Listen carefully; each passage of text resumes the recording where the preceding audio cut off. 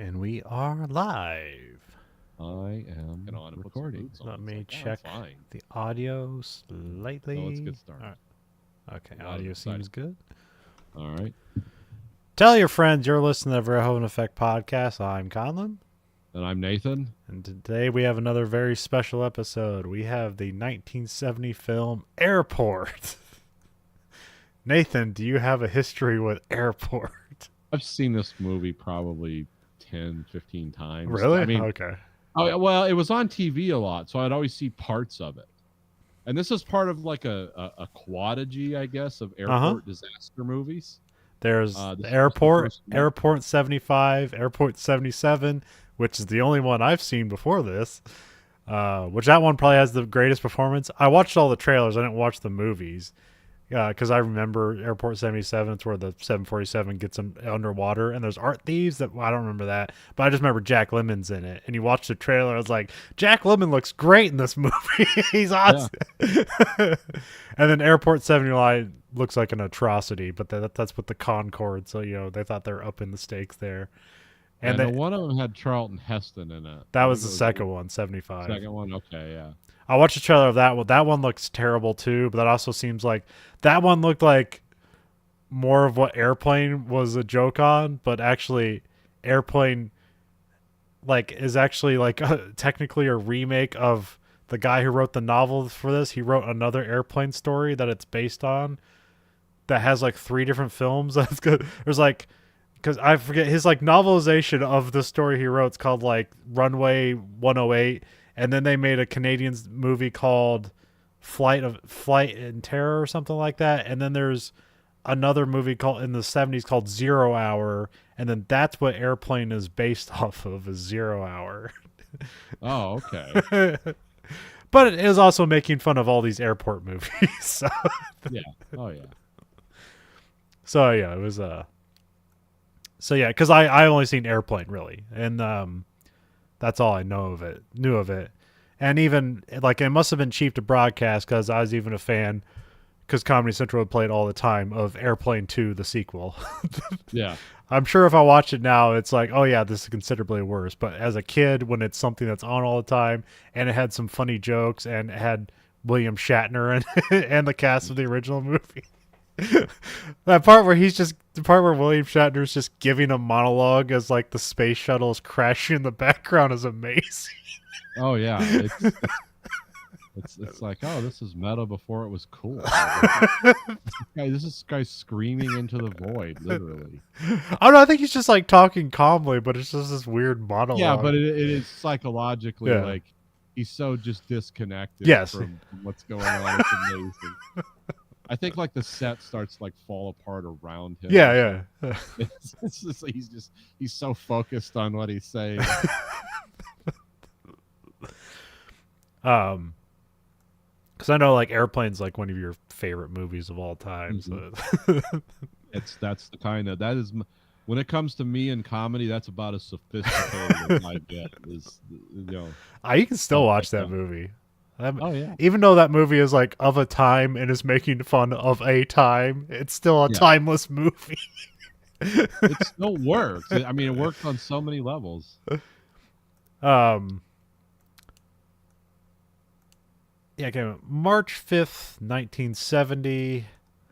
So yeah, this is based on a book called Airport. Yeah. And we have a lot of 1968 pop stuff popping up. So we did Planet of the Apes, and then we Barbarella. Those are both 1968. And I kept confused. We also brought up 2001: A Space Odyssey a lot, which I kept confusing as being released in 69 because I put that together as I thought they were released the same year as the moon landing. I thought that's where the conspiracy comes from, that it was faked. Yeah. No, that's just clever internet sleuths. I mean, that's been around forever. That's been around before the internet. No. That's when I first actually heard about it. I've heard about the moon landing being faked forever, but when they started bringing Stanley Kubrick into it, that's when I paid attention. It's like, oh wait, I like that stuff that guy does. Oh, he's part of a dark conspiracy? I totally see it. Don't believe it, but it's like, yeah, I see it. But yeah, so this novel was the best-selling novel of 1968. Okay. I attempted to listen to it, but like even at 1.5 speeds, it was 12 hours long. So, but it was free, so I didn't I didn't lose Yeah, anything. So, yeah, didn't lose a credit, so that's good. so I mean, it seemed fine. I mean, it's like because I'd compare it to Airframe, where it's like this guy did a ton of research and he just put all his research into the novel. Yeah, So, which it also has like great reviews. Let me find the reviews. They're hilarious. This is from the Wikipedia. It just says Airport did not receive positive reviews. New York Times, Martin Levin said, Mr. Haley is a plotting sort of writer, but he has just the talent to suggest the crashing ennui of airport routine where only a moral disaster can provide color. And then some other newspaper writes, as the formula, the possibilities seem all but inexhaustible. Because before this guy did this, he did another successful book called Hotel yes, about the hotel industry. And yep, then after Airport, he did a book called Wheels about the auto industry. So yep. this guy had a whole shtick. Oh yeah, So yeah, he says, was writing the techno thriller before it was a techno thriller. so this guy says, with the possibilities all but exhaustible, with hotel and airport successfully absorbed, can shopping center, parking lot, and city dump be far behind? So yeah, it seems like people did not like this book, critically, but it was a success nonetheless. Because I mean, like, I like Airframe, and that's basically just like Michael Crichton just opening up his research books on airplanes and then putting a plot in, like a mystery plot in there. Yeah, well, it's like our characters are only motivated by the facts that I've aggregated, Yeah. and they show up to introduce and explain to the audience. It's like, this is why you never give China the wings, because that's where all the technology is. It's like, okay, I didn't know that. um, but yeah, I mean, I don't know. As much as I only got through like 2 hours of the book. It seemed pretty close to what they do in the movie. But like I said, that's a it's a 12-hour book at 1.5 speed. So That's a lot of time to invest in a 50-year-old book yeah, about technology. yeah. Like, yeah, it's like we're almost getting into like, this is cool. Like steam locomotives are cool, because it's like old technology, but it's cool. I mean, it is like I mean, it's interesting. Like when it was written out, it's forward thinking, and it does predict things that'll happen. I don't because like Yeah. what it suggests in the book, and I don't know if this is true or not. Is because he's like diatribing about stuff, and he said that like airplanes kind of came to prominence in transporting people, and then eventually it was transitioning to transporting cargo, and it was saying like that's going to actually be what air travel does, and like that's what happened. I thought it would have been the other way around. I thought they would have commercialized it with cargo and then throw people in there, but I guess they did it the other way around. Yeah, a lot of that has to do with like a lot of material transport technology. Because you got to remember, most of that is American. Like all that's like airplanes, automobiles. That's all American technology. But a lot of things like, oh, they kind of like, how would you say it?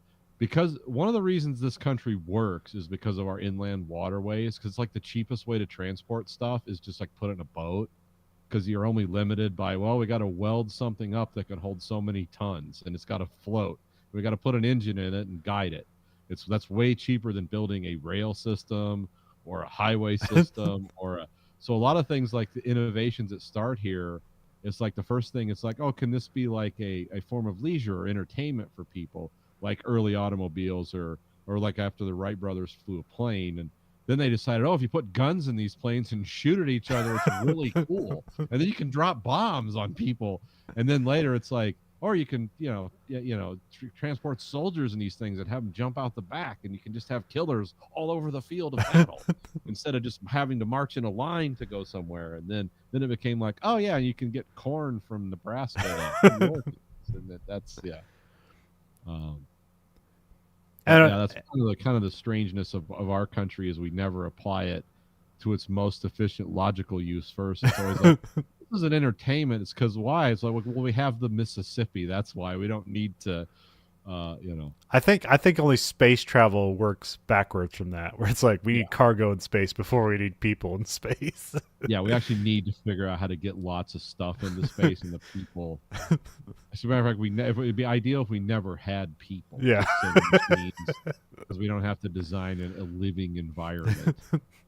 We got to mine those asteroids with robots. But also in here, Otherwise, you'll end up with belters, and that's grow up in zero gravity, and they kind of have weird societies, and then you might sell them air, and you enslave them with air, and that's really you don't want belters, so send robots. They weren't talking about that in airport in 1970. No way, boss man. Yeah. But yeah, they're also predicting like, oh yeah, the jumbo jets are just on their way, because like this is before the 747 came out, but it was like in development around this time. Because like the second movie, that's like they go into 747, which 747 was huge, and it's been a technological marvel forever. They just stopped making them this year. Yeah. Well, I remember those were the two biggest releases in the world at the time. Everyone was like, "Oh, well, America has the big, bulky 747, but look what but in France they have the Concorde. That's cool. It's it goes Mach 1, and it's like supersonic transport. Who cares about the 747? It sucks. It's like, yeah, well, which one actually worked last? It was way more efficient. They didn't make 10,000, whatever." Concords, yeah. I mean, they were cool, but it's like, it's just wildly inefficient way to transport people. And people get mad when you compress the atmosphere and blow all the windows out of their houses. Everyone likes to whine. Or you can only use like 4 airports. It's like, or you can accidentally set off a missile early warning system. Like one or multiple paranoid countries thinks a nuke's sailing in at them. It's like, there's a lot of problems here. Maybe we don't need this. Is the Air Force One still a 747, or have they switched over to something else? No, it's still a 747. Okay. I think it's the only thing that can accommodate the weird requirements. Air Force One is like one of those things, like it's borderline magic. Like it's like you don't know what's going on with that plane. I always love when a plane. I've never been in a 747, but I always love when there's like that spiral staircase, because that's just it activates my imagination. Like, what? There's a second story? Yeah. I don't think I've ever been on 747. I think I've been on like a 727 or something like that. It had like 3 rows, and that was the biggest plane I've ever been on, but no second story or anything like that. Yeah, there were different configurations for different things. My favorite thing with Air Force One, though, even recently, was there's conflict in the Middle East again. I don't know if you've seen those videos of people where it's like just chilling on the beach, and it's some beach in that part of the Middle East, and it's like just me and my friends, and then he turns the camera around and the Gerald R. Ford, and you can see people on this aircraft carrier like with binoculars looking at people on the beach, fighter planes taking on and off, and then it's somebody had the camera pointed. I think they were at the pyramids of Giza or something, and they're like, "Oh no, here comes the Americans," and it's Air Force One with like all kinds of fighters in this huge pyramid. This was all shot like within the last 2 weeks. It's like, God, this is like scary. Is this like when the Emperor lands on Dune? Is that what we're seeing here? But they've designed new planes. I just don't know. Did any of them get bigger, or did they find some happy medium where it's more efficient to be smaller or something? The aircraft now, like commercial. They all kind of look the same, but I think they're way more efficient. Okay, are they smaller, or are they just as big as the 747s? I don't know if they're going bigger. I think Airbus went bigger. I think they have something called the A380 that I could be wrong. I'm not an aviation guy, but I know Airbus like has some big giant ones, but they didn't find as many customers as they thought they would for those. I think they figured out it's like more efficient to have like short hop, multi-stop, rather than one giant aircraft that. I forget there's like some monopoly that like Airbus has, where like they basically like they got like in Europe they basically like rounded up all like these second tier airports where it's like, yeah, this airport isn't in Paris, but it's like a 30-minute drive from Paris. Yeah. And they sold like all these, they just sold all these like airlines the same exact plane for like, here's an order for 700 planes. Oh yeah. And Oh, like nice. and they have like the cheapest fares, they're good planes, everybody knows how to work on them because there's fucking 700 of them. Yeah, you do a lot of practice. To know exactly what to do. I know like Boeing like has something called the 777. Oh, okay. But then see there are planes that like in America we have like transatlantic, transpacific capable planes. I know that's like a requirement, but I think like internally in the country it's like for us it's we have so many airports here and Yeah. it's like small planes, you know, multi-stop. That's like way more efficient. That's why you can fly from New York to like Los Angeles for $200 if you do it right. It's like that should not actually be possible considering what aviation fuel alone costs, but somehow it works. I don't know. But I also know like the airlines go bankrupt every 10 years Yeah. and need to be bailed out. So it's like, well, there could be something to that also. I mean, I think I've only flown on one Boeing. All other planes I've flown on have been like Lockheed's and McDonnell Douglas, just small, medium craft. Yeah. Well, I know I had a friend. He used to be on the show with me. He was an aircraft mechanic, and they worked on mainly Boeings. And he said that they did have Airbuses, but they called them scare buses because they said you can tell because all the ex Air Force guys recognized everything going on in a Boeing, like all the avionics, all the electronics. It's like, oh yeah, this is just like what I worked on in the Air Force. Then you get into an Airbus, and he's like, yeah, this is pure civilian grade. Wow, there is like this is not nearly as good as a Boeing. That's just the mechanic's opinion. Oh yeah, well, the only thing I know from heuristics developments of a problem with the Airbuses is so like with a Boeing, they build them with the yokes like right in front of the pilots for both pilots, so both pilots can see what the other pilot's doing. In an Airbus, there's just like a joystick on the left side for the pilot on the left and a joystick on the right side for the pilot on the right. So each pilot doesn't know what the other one's doing. And there was like multiple crashes of like pilots counter like steering the plane. Oh. You're going left, I'm going right. Planes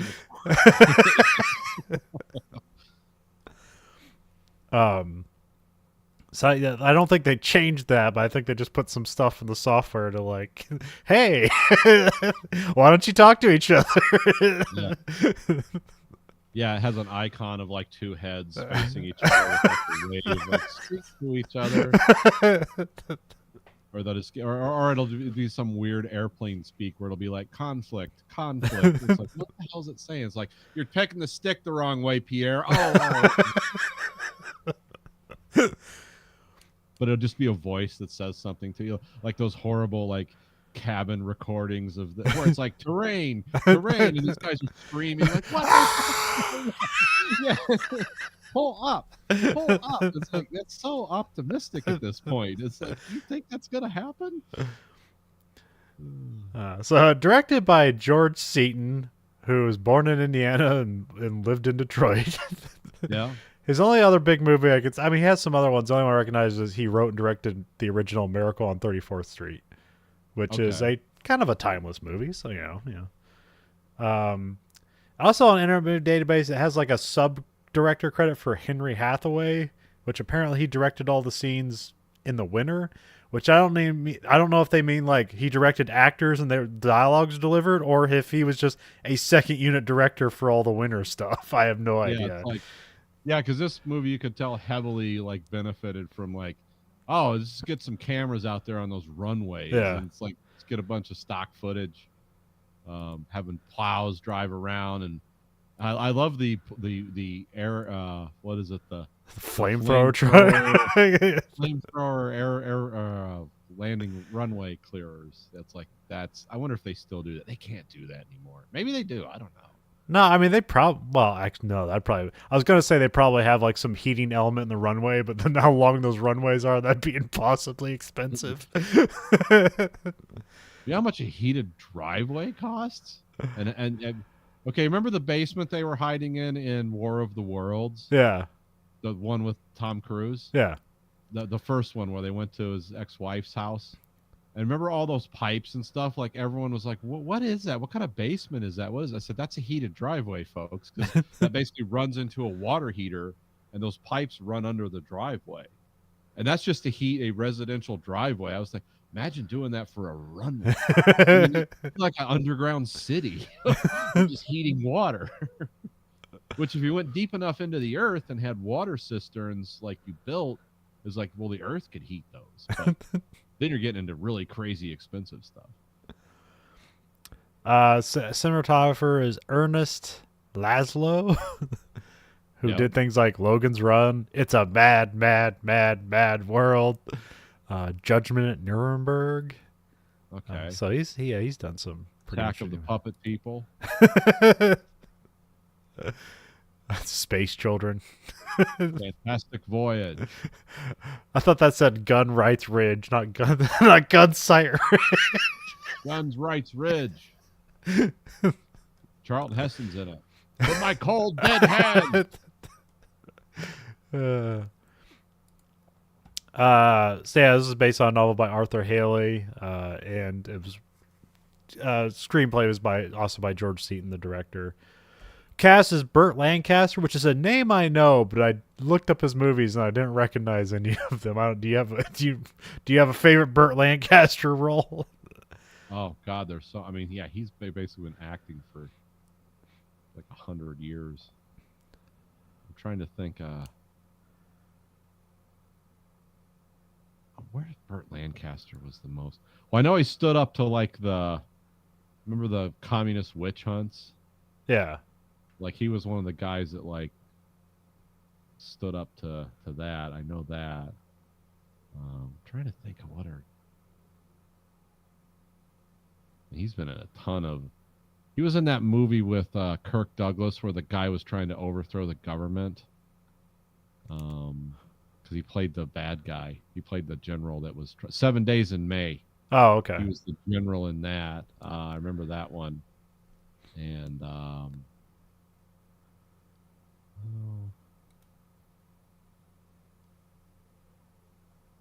remember he played like a guy who's like they took over a missile silo to protest war, and then a bunch of people got killed. Huh. And they played the CIA director in a movie with Rutger Hauer, and I forget what that one was called. It was in it very briefly. Oh, okay.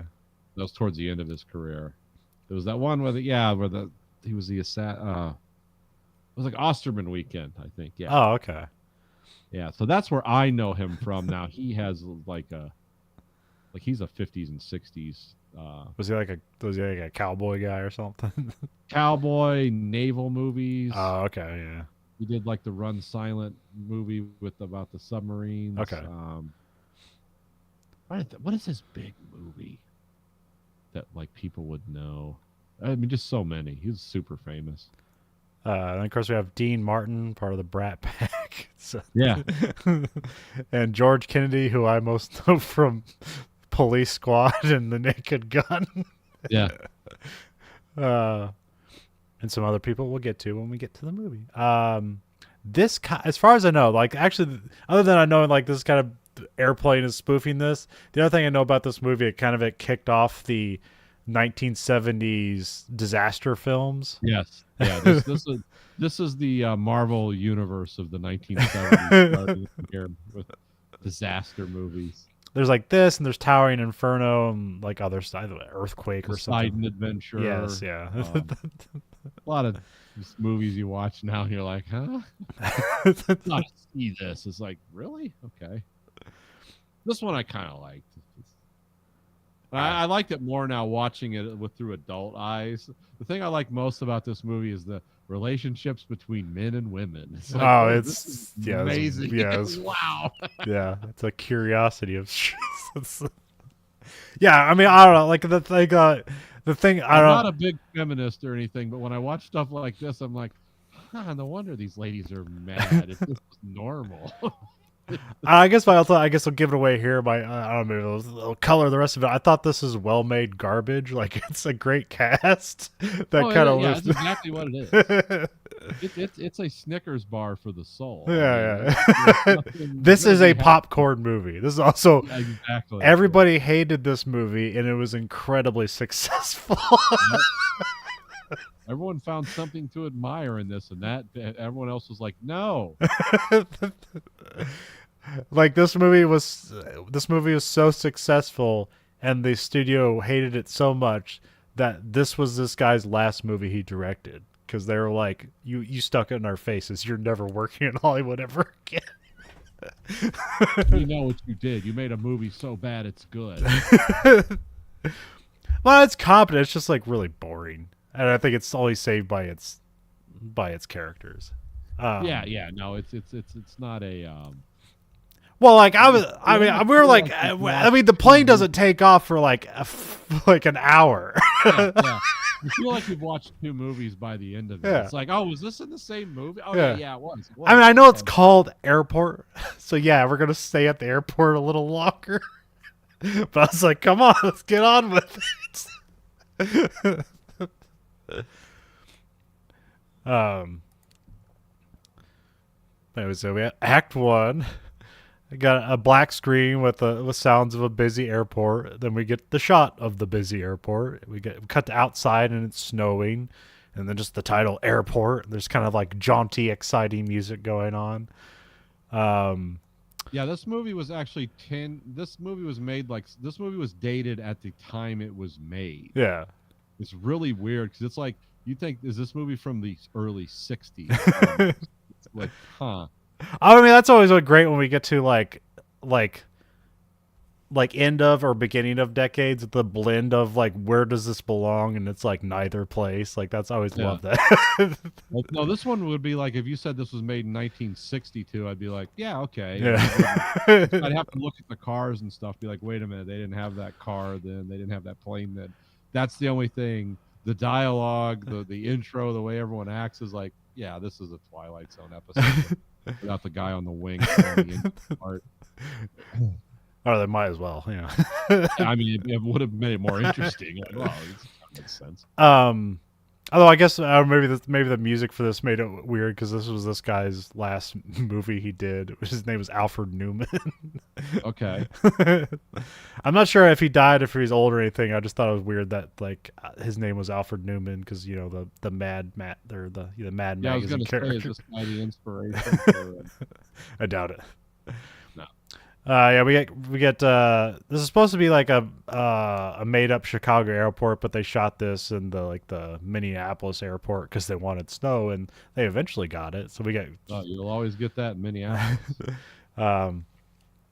and yeah, they show the runways being cleared. They show like that this weird truck that has like 3 flamethrowers in the back of it, and it's like it's shooting flames on the ground, but that snow's not really melting. No. Yeah, that only looks cool, but when you realize it's like minus 30 with a gale force wind, it's like, yeah, that ain't doing nothing. That's not even cracking the concrete at that point. And then we get a shot of the parking lot, and I wrote, "Good. All the cars look like garbage." Yep. Those are absolutely all the worst cars you've ever seen. And that's big, and dumb. They literally get 2 miles to the gallon and produce 193 horsepower. It's like what? That's like Bugatti mileage. What the hell's wrong with you people? and that's You realize people who it's could two-barrel carburetor. that's Yeah. people who could afford a plane ticket. That's their car. Mhm. Plane tickets statistically, I think 200% more expensive then than now Probably. in terms of what people made. I think I read that. Like, I was trying to do some research for this movie, and then I just sort of like, oh, this is so goofy. I don't even need to. Then we cut to the inside of the airport traffic control tower, or no, however you say it. Yeah. Air traffic. Yeah, traffic Air control tower. traffic controllers. Yeah. Yeah. They're guiding an airplane. Flight 93, go to 1,000 feet. One of my favorite scenes in Close Encounters is the air traffic control stuff. because it's just like dialogue with a guy looking at a screen. Like, it's and at the end of this exciting, it's like, do you want to report a UFO? It's negative, tower. Like, yeah, I don't think we will do that. But it's like, wow, this is a crazy scene. They're guiding an airplane at night in the snow. It's Trans Global Airlines, a Boeing 707. So yeah, I guess they try to cut the runway short or something. They get the plane like buried in the snow, and so now they have a runway down. So yeah, they close down runway 2. Teams get dispatched and they try to dig the plane out, which they're digging out this plane forever.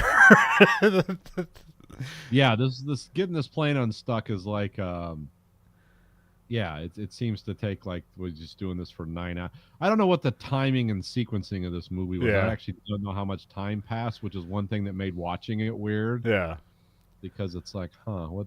I mean, it starts out here. It's like this. I mean, like in the credits, it's daytime, but then you cut to a plane landing at night, and then it's all the way through until just at the end of the movie where it's morning. So, like, I'm guessing it's like this happens over 8 hours or something. Yeah. It's just a guess, but it also feels like a week happened. Yeah, it's a month. Well, I thought that. I mean, for the longest part, I thought this was all the same plane. I thought like, oh, they get the plane unstuck and throw it up in the sky, and that's the plane going to Rome. And it's like, oh wait, no, these are 2 different planes. Yeah, I was almost thinking that myself. It's like, you got to get these porkers to Perth here. What are we doing? Because Vernon goes on both planes, right? Doesn't he hop on the 707? They're like, it's not going to work, and then they put him on the Rome plane or something. No, he's always doing the what's it called? The flight check. There's some name he's doing. Oh, okay. Of what he's doing on the damn it, hold on. Check ride. Yeah, he's doing the check ride on the TGA to Rome. Okay. So, which means he's making sure the other pilot is qualified. His pilot's checking pilots, I guess. I don't know anything about that. So yeah, and then they send another plane to take off from a different runway, and then here they cut to a family that's having dinner, and they get buzzed by the jet, which I was like, oh, what's that about? And then it becomes a point that's completely useless for the rest of the movie. But we'll keep. Yeah, it's like a thing, but it was a real thing that went on. Yeah.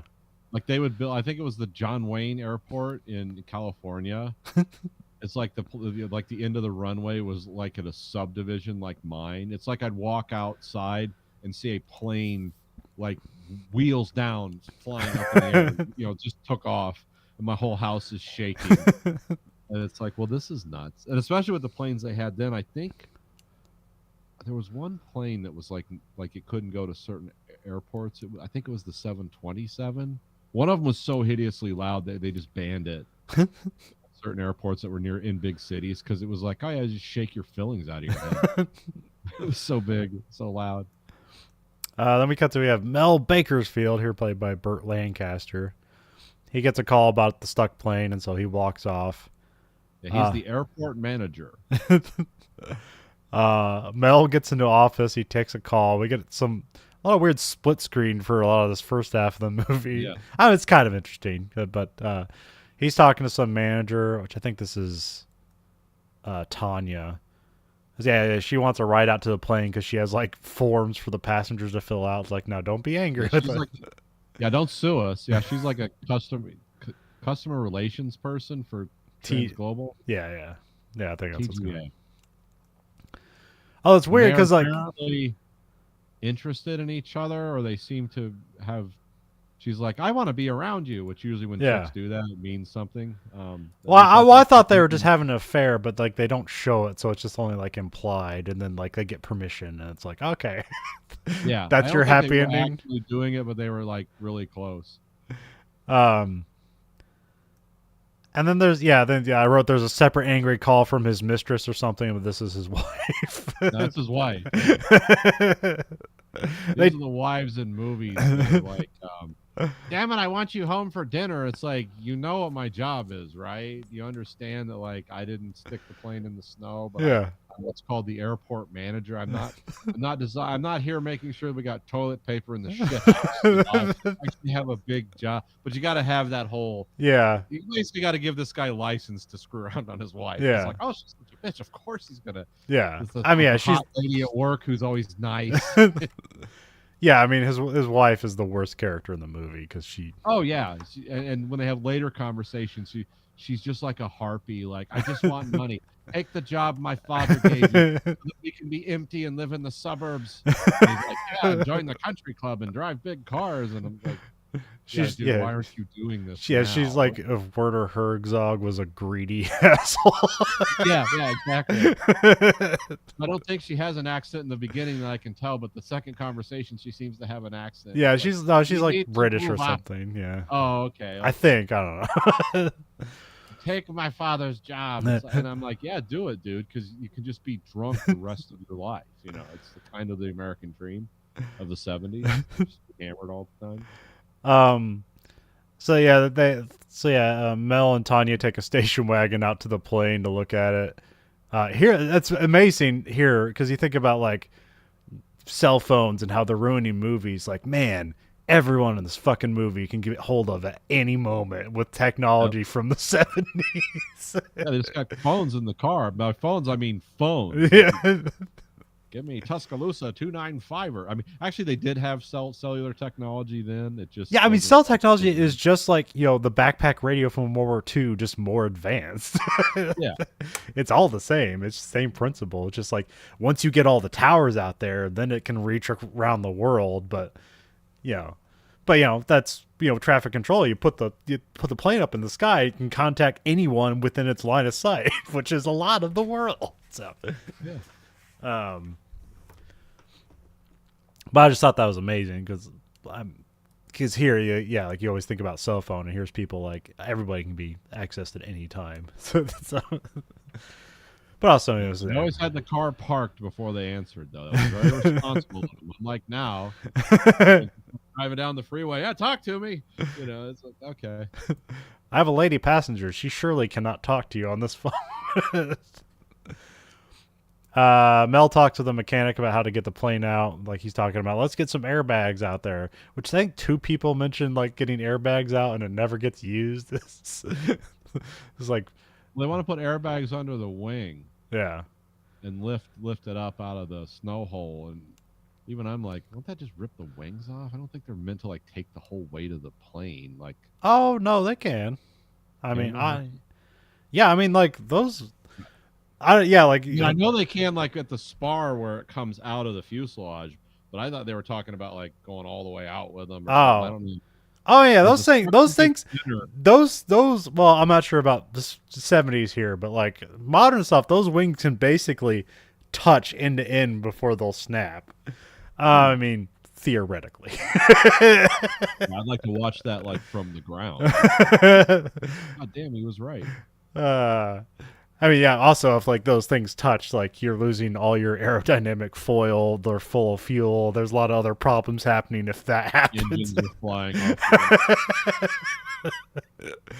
But, yeah, the wing is the strongest, most complicated, most expensive, and, again, the most held... Don't give it to China. Yeah. That's what I learned from my airframe. Yeah. Mel gets a call. I learned an acronym about engine maintenance from a airplane mechanic. The acronym was like ETOPS, and I forget what that stood for. It was like engine something or another maintenance, but they basically said it means engines turn or people swim. The transatlantic planes, they had to be ETOPS certified. It's like, you guys are just real clever and dark. This sorcery you have. Oh yeah, I mean, yeah. Even though like air travel is the safest form of travel, but you make one mistake and your shit's in the newspaper for 5 years. Oh yeah, I mean, yeah, it is a safe way to travel, and I have no problem getting on a plane. But when it fails, it's spectacular. Or when it's weaponized against you and flown into buildings, it's like, wow, did that just happen? It's like, yep, that just happened. Mel gets a call from another person. He's got to convince a guy to come in and fix his Joe Petroni This is played by George Kennedy. He's like the big mechanic that can solve everything. And Uh, he's making out with his wife on the couch during the phone yeah, he call. is the only likable character in this movie because he's like all he wants to do is be really good at his job and fuck his wife. He's the only person that's Yeah. respectable in this movie. Yeah, and his actual wife. You know, Yeah. it's like, this is my wife. We got 5 kids, and I love her. You know, I just can't wait to have more kids with her. I'm trying to make them right now. And you're bothering me. There's a protest. I wrote there's a protest at the airport for some reason, which I didn't understand until later in the movie. They're saying close down runway 22. I wrote pilot strike question mark, but this is about the people. So runway 22, like people live underneath it. So when these planes take off, they get buzzed. So that's what that's all about. So again, it's like a weird, like extra pressure thing that nobody considers for the rest of the movie. I mean, it gets brought up and then just like, yeah, there's worse things, so don't worry about it. Um, yeah, Mel's being put under pressure from like the owners that there's like too many problems, they're not being efficient enough, and basically it's the same old problem as like they don't have the budget and they expect all the results. Yeah. So, um, and then Vernon Demarest, played by Dean Martin here. He's the hotshot pilot who's like married to Mel's sister, right? Yes. Yeah. This Okay. is a weird circle of people here. Because he says like, "Hey sis," and then like he kisses her at the end of the thing, but it's not like he Frenches her. It's just like it's an affection thing. But I was like, wait, what's going on here? Then we get like a split screen where you get like Vernon's life of cheating on his wife with the flight attendant Gwen. Gwen Yeah. Megan, played by Jacqueline Bisset. The beautiful Jacqueline Bisset. Yeah. I can't remember what. I know the name and I've probably seen her in much stuff, but I don't necessarily. Her top movie doesn't come to mind, but very British, very very beautiful. Yeah. Actually, I think that. Well, actually, I'm only guessing she's British. Who knows? She could be Scottish, Okay. Welsh, or okay. Well, I mean, okay. Let's see. Where is she born? No, I can't tell. She was born in Weybridge, Surrey, England. So Okay. And she's been married. Well, she's never been married, but been associated with about a lot of guys. Lived a full. She's like 80 years old now. Yeah. We got It's pretty good. we get Joe's held up in traffic here. He's like talking on the phone again. So again, they everyone's within contact. What did we talk about the conversation between Mel and his sister? Oh no, I can't Mel remember. Vernon. Oh yeah, that's the because okay, so yeah, Mel and Vernon don't like each other. Yeah. And they're, Vernon's making snotty comments, and they're making snotty comments back and forth, and then he goes into the airport because he even says he goes, "Oh, I thought this was a pilot strike. I can't. Too bad I can't be out striking against He's doing total. He's playing Dean Martin as Yeah. if he was a pilot. It's the same guy, and then he goes in, and then Mel's talking to his sister. It's like, hey, this guy, and they're kind of like, he goes, yeah, I can imagine a better future, where he doesn't just come home to change his clothes and where it's just me and his life. She's acknowledging like, yeah, this guy screws around on me all the time. And she's talking to her brother about it. And he's kind of like nodding, like, it's like, what are you saying? He's like, well, I guess you're his bottom bitch, right? He's always going to come home to you. It's like, that's cool. And that's part of the whole weird relationships between men and women in this movie. Yeah, and you see Vernon walk into the airport, and then suddenly he's in a taxi. Like, what's that about? Yeah, because he's got to go cheat on his wife. And his wife knows about it, and so does his brother-in-law. Yeah. And everyone seems kind of like, yeah, boys will be boys. Yeah, what you gonna do? And it's like, Yeah, I don't know, because I don't know. Even that, and we watched that movie Flight for Greed Factory, and that was like, there must be a thing with pilots because there's there's that in that movie too, where it's just like there might as well be rock stars. I mean, I can see like it's cool. I know you got to be smart to do it, but you have to just leave a wreckage of people behind you. I mean, if you want to have sex with a whole lot of different women and you're not married, cool. Yeah. But the thing is, once you bring marriage and families into it, that's like, well, that's just dark at that point. I mean, I don't know. Mel calls home to tell him like he can't come home, because everything's crazy. There's the blizzard. They're apparently like the only airport open or something like that too. So Yeah, they're Chicago. They're Chicago Airport. It's like, which one, Midway or O'Hare? Chicago. Okay. Lincoln Airport. Lincoln Airport. Yeah. Everyone, yeah, like his daughters get on the phone too, and everyone's sad that he can't come home. His wife is angry because he can't go to a charity banquet, which is again stupid. It's like he even says like, "I've told you about the situation." She's like, "You must come home." Yeah, so she's like, you've done like 10 of these things. I've been to 5. I'm doing pretty good. Although, yeah, there's a good line where she says like, "I'm a wife, not a batting average," or something like that. And he's like, I hear you, Toots. No, he didn't do that. But like while they're talking, we do get like a bunch of split screens that's basically giving you like their backstory, which is kind of well done to like hurry up through that. It's like yeah, you get the whole... we're seeing like 4 movies at once here just to get all this out of the way, so this movie can really hit the gas. You know what I mean, you see the stuff with her father, and like he's like kind of bored with her father, but like take the job. It's like twice the money and all this other stuff. And yeah, it's like I said, you can just join the country club and be drunk all the time. It's the American dream. They cut to they're digging the plane out with shovels again. They just keep digging this plane. Yeah, it's like they don't have any technology. Where's those flame throwing things? Let's see what happens. Vernon also has the idea to use like airbags to get the plane out, but Mel says no because like that's a $4 million airplane. I'm thinking, well, fuck, I could almost buy that. Is that a lot of money back then? Then we cut to Tanya Livingston, played by Jean Seberg. Who, do you know who she is? She has a crazy life. Oh yeah, didn't she like kill herself? Yeah. Well, actually, weirdly, it's disputed, but I always thought she just killed herself. But anyway, she comes from Iowa and then gets famous being like at the spearhead of the French New Wave movement. She's in the movie Breathless. Yeah, I recognized her from some movies we'd watched. And so yeah, and then in that lots of depression, paranoia, some of it justified, multiple suicide attempts. During the time that this movie would be made, she's being spied on by the FBI and the what's the FBI guy? J. Edgar Hoover? J. Edgar Hoover and the COINTELPRO. COINTELPRO is the domestic anti-communist group. They went after the Black Panthers and all the other. So yeah, they're got going after her for supporting the Black Panthers for like a moment.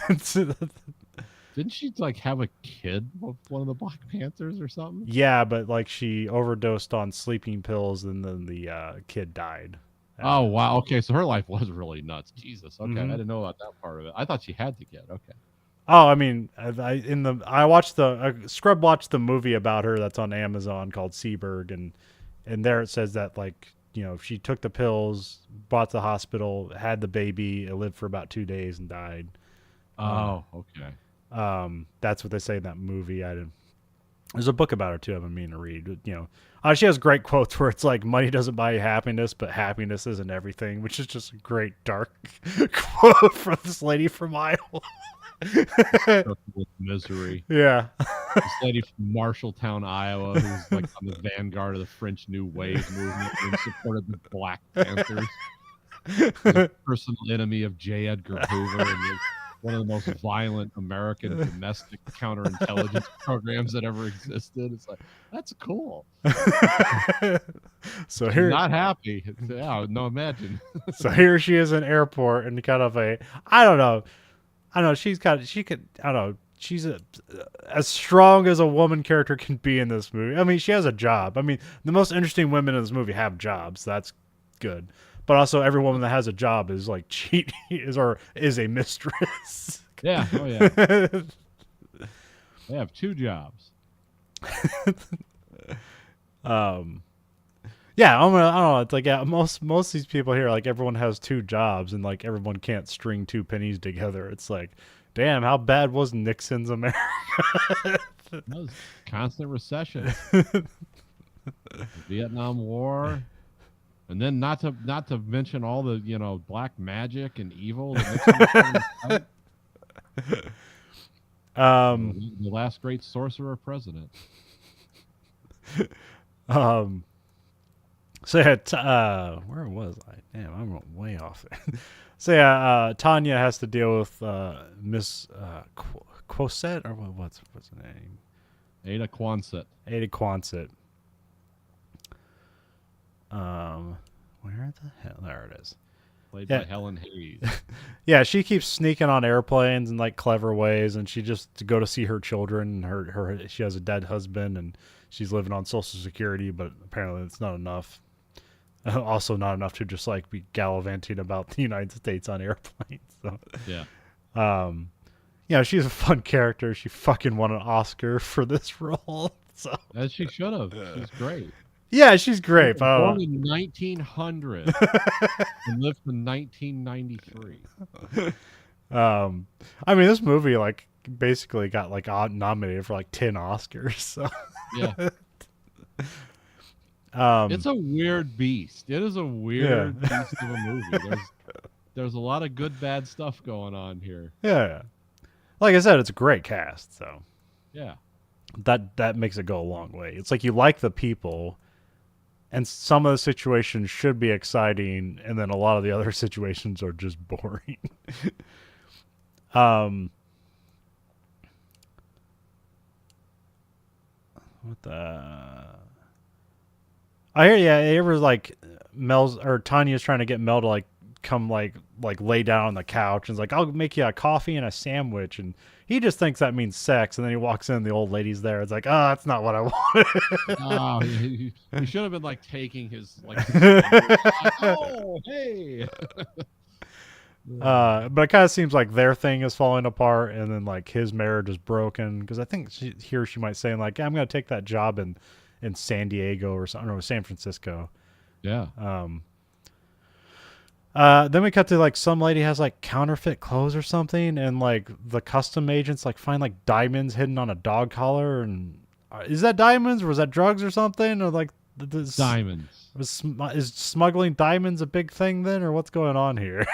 I think there was something back then with how the taxes worked, where if you bought valuable things overseas, you had to declare them. Okay. And pay taxes. Okay, I guess that makes sense. I don't know. I've never done things like that. Yeah. I don't go overseas and buy diamonds or valuable things ever. I've never left the United States. Well, I've been to Canada, but yeah, I didn't bring back I wasn't smuggling a diamond in my keister when I came back to Canada. So even though they do second most common place in the world to get diamonds in Canada. Ice Road Trucker season 2. Then we cut to some lonely guy who calls about a flight, and he goes back in his room and he sets up a bomb in his luggage.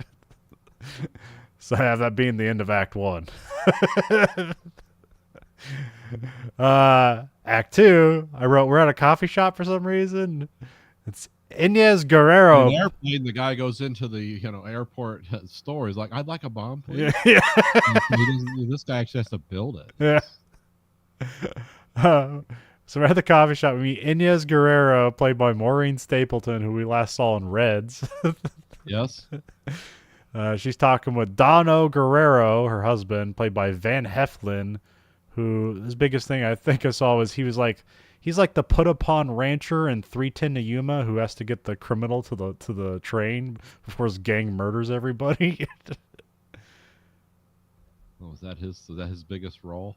I think so. I mean, that's the most when I looked up his stuff, mostly what I recognized.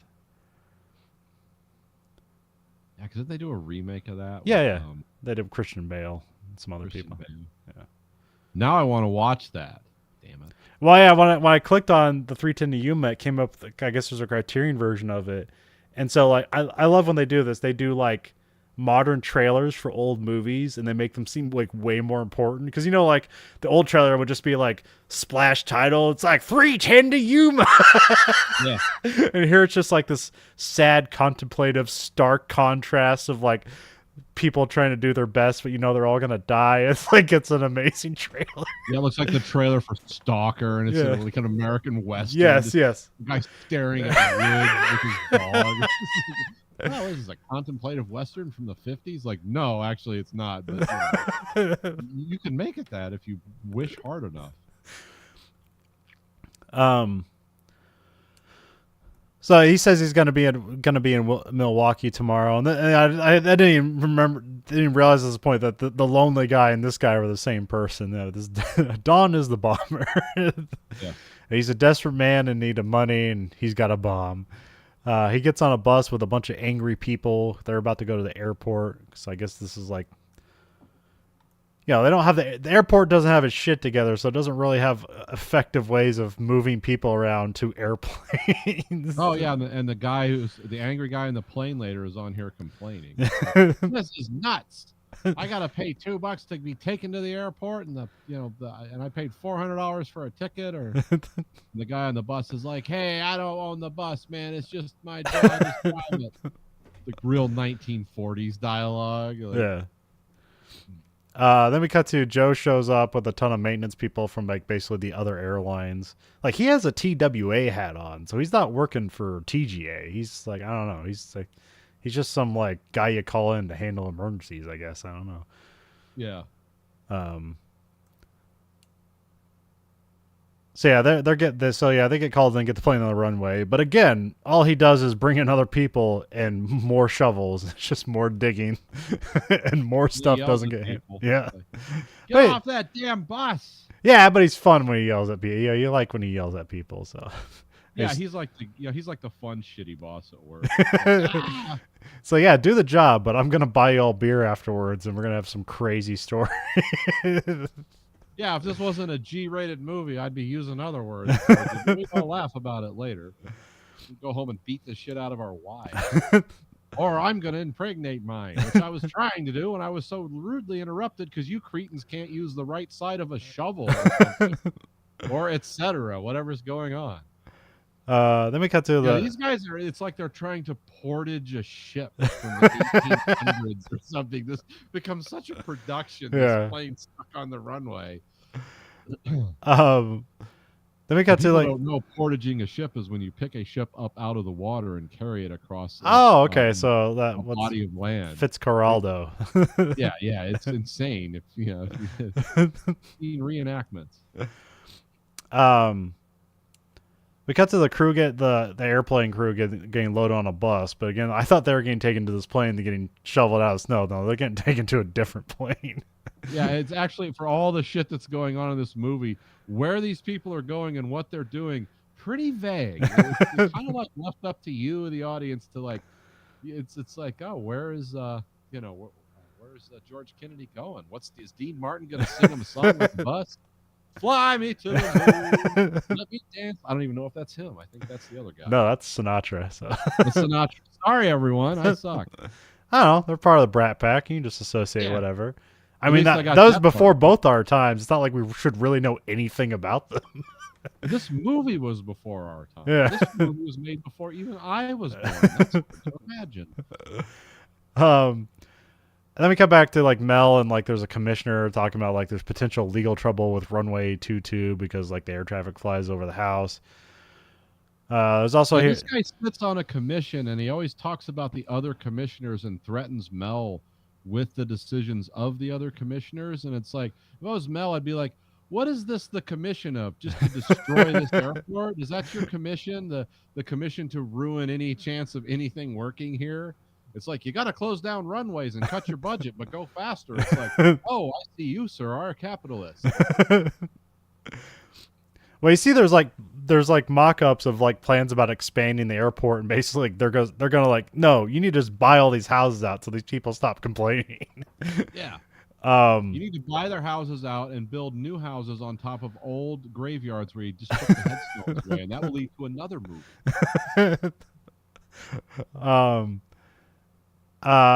Here he's talking about like they need bigger airports because like the big ones are coming, the jumbo jets. And I wrote there's a Concorde model in the background, but that's actually a Boeing supersonic jet that they're working on but never completed, or never like, no, this isn't worth it. I'm just going to go for 747. Well, they were trying to make one where you get like 400 people on it. Yeah. And it's like, oh, yeah, they can ride in the wings. It's like, well, what would this thing cost to build? well, you ever heard of the Valkyrie bomber? It's like, yeah, whatever that costs times 10, because that's the kind of technology it would take to make this work. It's like, how about if something that flew under the speed of sound? You mean like, oh, like a bomber with seats in it? Yeah, that's called a 747. It's like, yeah, do that. Um, and then then they're talking about the air traffic controllers. They're being tired, overworked, underpaid, which is I guess ironic because that eventually leads to Reagan firing them all. Yeah. I'll show them, those lazy bastards. I when I think about being an air traffic controller, I think about the things I do at my job that I screw up constantly. When it's written down for me, I still like sometimes grab the wrong thing, and I'm like, oh, it's me, oh lament. I guess I'll go grab the other thing. Not if you're an air traffic controller. It's like, yeah, he's go north 180 or whatever. It's like, oh, you just sent him like into the heart of Chicago. Oops. Like, nope. That's a wrap. Or it's like, hey Bill, that plane you're guiding in is like, hey, mine's in the same airspace. Isn't that weird? And you just see in the background like, oops, I guess I'm gonna get wrote up for that. It's like I can't imagine the stress of a job like that. Well, there's like a great not cutoff, isn't there? What's that? I think there's an age cutoff for that, isn't there? Yeah, I've heard a lot of weird things. There's a great average movie about air traffic controllers called Pushing Tin. Oh, yeah. A love triangle with air traffic controllers. And there's a great scene in it where like John Cusack is like talking very calmly, guiding planes in, and he is just sweating his ass off, which is pretty much a great summation of like what that job is like. Is you have to be really calm, but you're never really calm. You just can sound calm. That's the best you can do. You have to project calm. Let's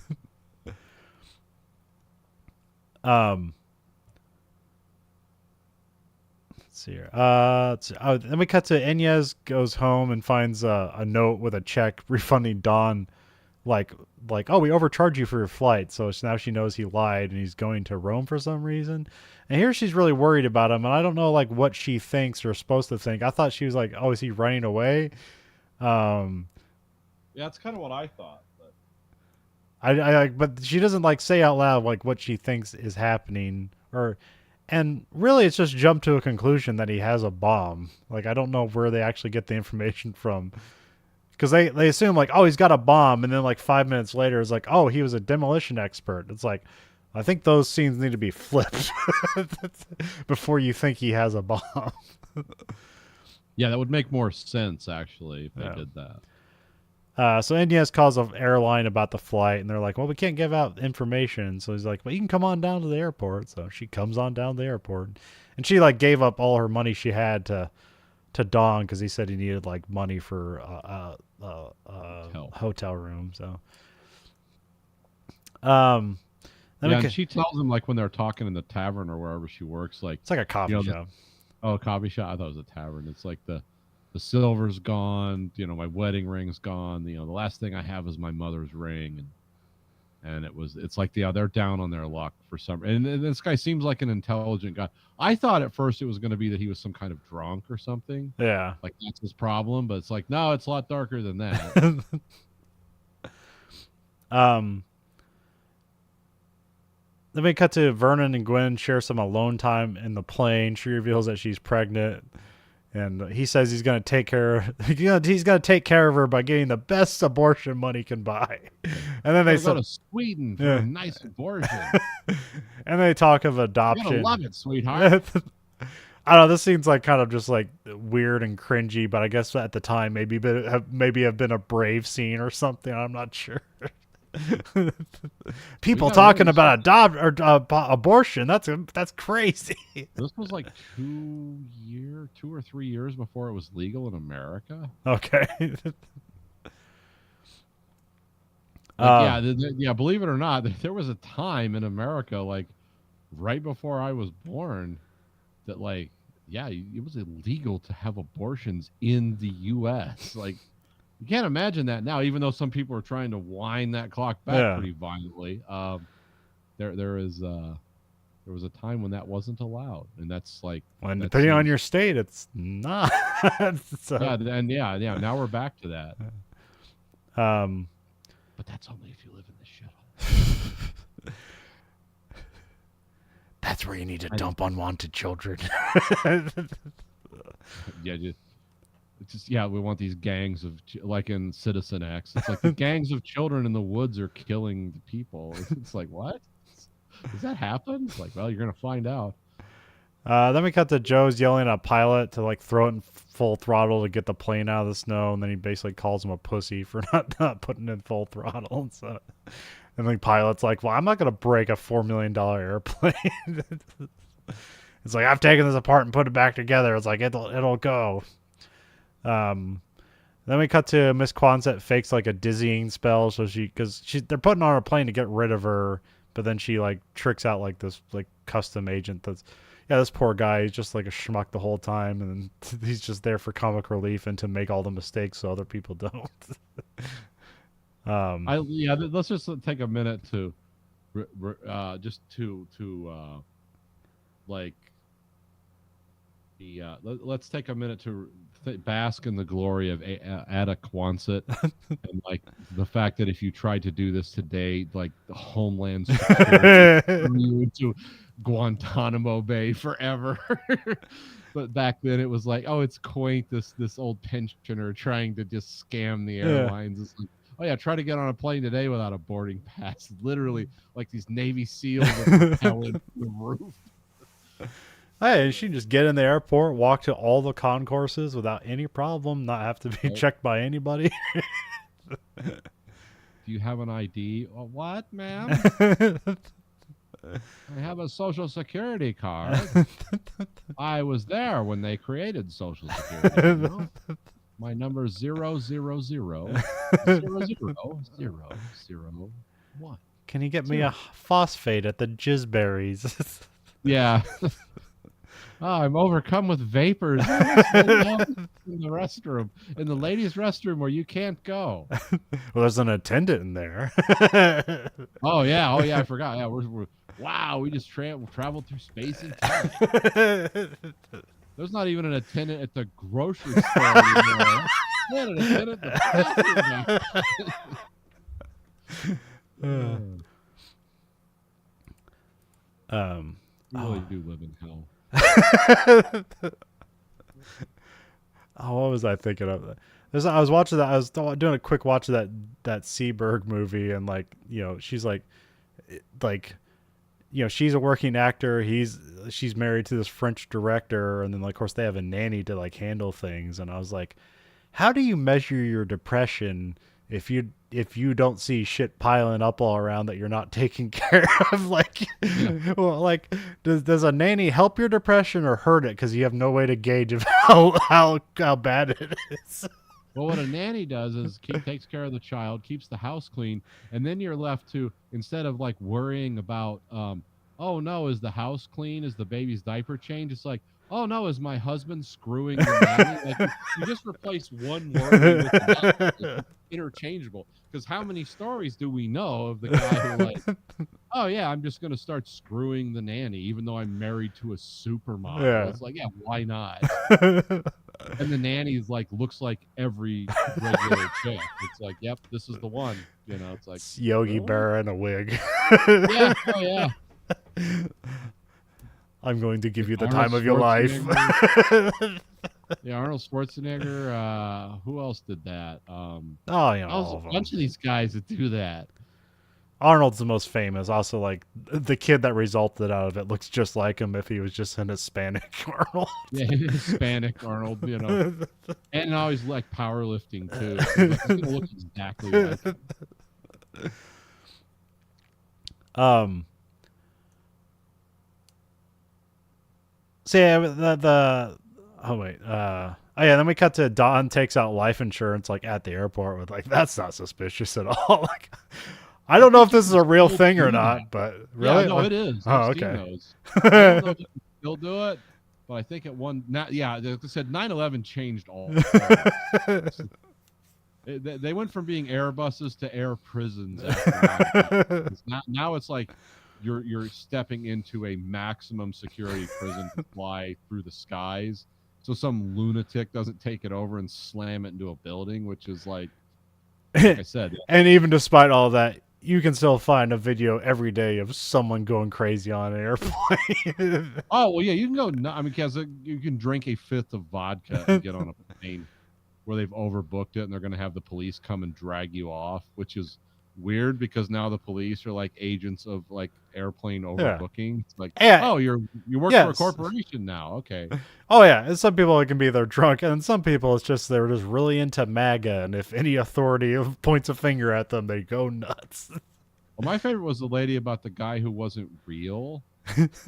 Like he's not a real human. That lady who just Yeah. wanted off the plane all of a sudden. Like I don't think anything had happened to her. She was just so freaked out by this guy. And it's like, oh, he's not a real human. I want off this plane. It's going to crash. And as soon as you say those magic words, they're like, yeah, get off. You're okay. You're done. Get off. And it's like, okay, I'm waiting to hear the story about, oh, she was on drugs or something. Like, why would you say something like that? Nope. She's probably able to own a firearm still to this day and, walk around free as a bird. It's like, what did you believe about this guy? I mean, there's no explanation as far as I know. Yeah. But I didn't really look that closely into it, to be honest with you. It was just so weird. Well, It's like, man, I've heard I of saw a people video with her freaking out in recently public. I saw a video her recently where she like did a breakdown of her breakdown video, and Nice. and she's like, yeah, I don't really recognize this person, meaning herself. Like, I don't know why I thought these things or what. Oh, so she's really just rooted in reality firmly. Okay, good. That's what I thought. So she wasn't freaked out on drugs. She was just freaked out on mental illness. Yeah, I'm yeah. Okay, cool. Um, Or she actually saw a lizard person, which would be like the most exciting thing, but of course it's not real, so damn it. we cut to Miss Quonset sneaks on the plane, doing her old. My son left his wallet. I need to get it to him on the airplane. And the guy's like, yeah, go on. And see, no one treats the little old ladies like that anymore now. Everyone's hardened against that. Nowadays, the agent would be like, "Oh yeah, fuck you." Go sit down. What? I can't believe you're talking to me that way. Screw you. I'll never own a house. That's the modern version. Sit and spin, sister. Yeah. The corporations bought all my opportunities. These damn young people. Millennials. I can't scam them anymore because we denied them property ownership. Custom. I also struggle on a pension. Wish you got one, bitch. I'm working till I die. Yeah. No, my retirement is a shotgun show with the word retirement written on it. You sit down, Ada. You sit down and be glad I don't strangle you. Airport 2023. I'm gonna glue our heads together so I can use this one shotgun shot. Fucking bitch. Oh. God, the world sucks. A custom official suspects Don because he's being weird because he like sees the guy's like, "Do you need my ticket?" And he's like, "Yeah, that guy's weird." I mean, they set up this guy worst has after the fact customs official ever. It's like, I think I'm onto something. It's like, yeah, no shit, Sherlock. Why was the suitcase ticking?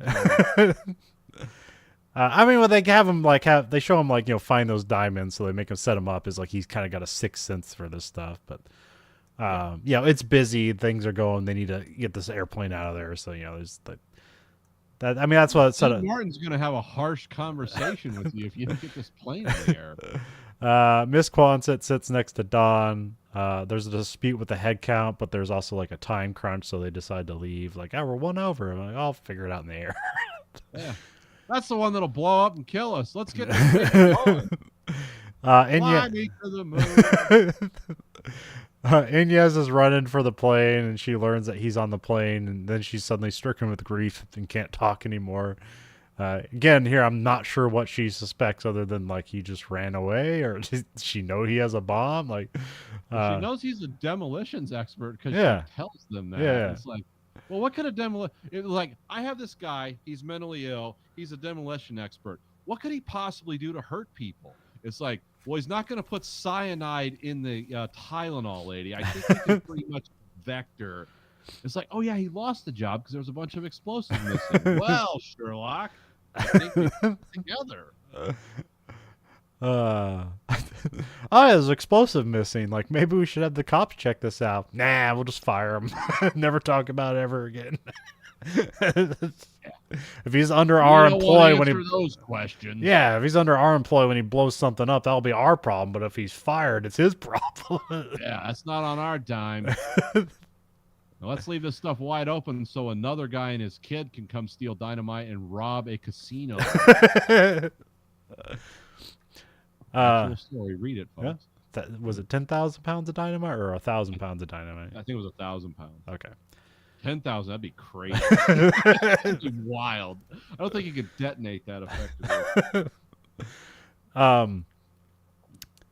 There, what was I gonna say? I'm always weirded out by, like, we have the new House Speaker gets put in, and then suddenly and then it seems like just now they put a background check on him or something. It's like, Yeah. How does this happen? How does anybody get elected to these things, and then we find out only about them when, like, they're in an important role? It's like, how many people actually do things in Congress? Well, it's like you're putting people, especially with some of these lunatics they have in Congress now, is like just a murderer's row of nutcases. It's like, hey, let's put this guy looks like the Joker in as Speaker of the House. What could go wrong? Nothing. And then you put the Joker in, and you're like, oh shit, he's the Joker. He's crazy. It's like, really? Wow, it's amazing. I mean, this guy like believes in publicly campaigned on like believing in conspiracy theories, and like, well, the election was probably stolen. It's like, yeah, let's put this guy third in line to the president. Awesome. What could go wrong? I mean, he has this open history of, and I get it. It's messy and it's weird. I understand, but Jesus, sometimes it's stuff that happens. Well, it was the weird liberal propaganda where it's like, why won't he put his black child in his photos? And they're like, and then some people are like, he's respecting their beliefs. They don't want to be in photos. And then but it gets even weirder. Like, he adopted him when he's like the same age as the guy, like, and he's not adopted. It's like, what the hell's going on here? Why doesn't he have him in photos? Well, because they think that if you take photos of him, it'll steal their soul. It's like, huh? Yeah. Oh, it's so weird. I didn't even look after I heard like the third sentence. I was like, next channel. I'm gonna have to go build a model now and learn about like the 30 Years War or something, because I can't deal with the modern world anymore. It's so stupid. It is literally just like stupid. Yeah, but I just like, how do these people get this far? And like, now we're just now doing the background check. Oh, you can lie to people's faces to get really far. I mean, it is amazing. I have seen stuff. I mean, oh my God, I can't name names, but it's like I have seen people run for like local. I'm talking about local things in my life where I know everyone involved. So these are like not big power things. These are local jobs / you can get to represent people in certain situations, like let's say work. I'm trying to be vague here, but okay. Imagine if there was a program that you could download on your phone that made it look like you were getting fake texts from other people. Like it was designed to look like you got a text from someone, but the whole thing was fake. Yeah. But it was yet easily detectable that like that person didn't send that racially charged text about a whole group of people that worked in a certain facility. And it's like, you could pretty easily fact check that person didn't do it, because they'll turn their records over from, their cell provider that says, yeah, they never sent that message. But yet you continue to campaign on that 5 years later as if it really happened, and that person's a horrible racist that you don't want representing people in, whatever thing you're doing. And yet they win. They win because it's like, yeah, she's a racist. And it's like she sent these texts saying that all these people were bad, and he sent it to a guy who was running against her conveniently. It's like, really? She sent that message to him, and he was like, look, I see, I'm the oracle of truth, and everyone falls for it. And by everyone, I don't mean 50 people. I mean like 3,000 people are like, yeah, I'm voting with him, because he got the obviously fake text generating program and sent a text that was obviously fake. Everyone proved it was fake. He actually lost his job because he did that, and then got his job back because reasons, and now runs and wins the job. It's like, huh? And I'm talking small scale stuff. So the fact that this stuff happens in the highest office in our lands like doesn't surprise me at all. Yeah. You just have to you have to stand there, look someone in the eye, and tell them something that you know and they know is complete horse shit. But you have to be able to sell it. Once you sell it, it's like you're gold, you're in. And that's called American politics. We're about an hour and 10 minutes in the movie. The plane finally takes off.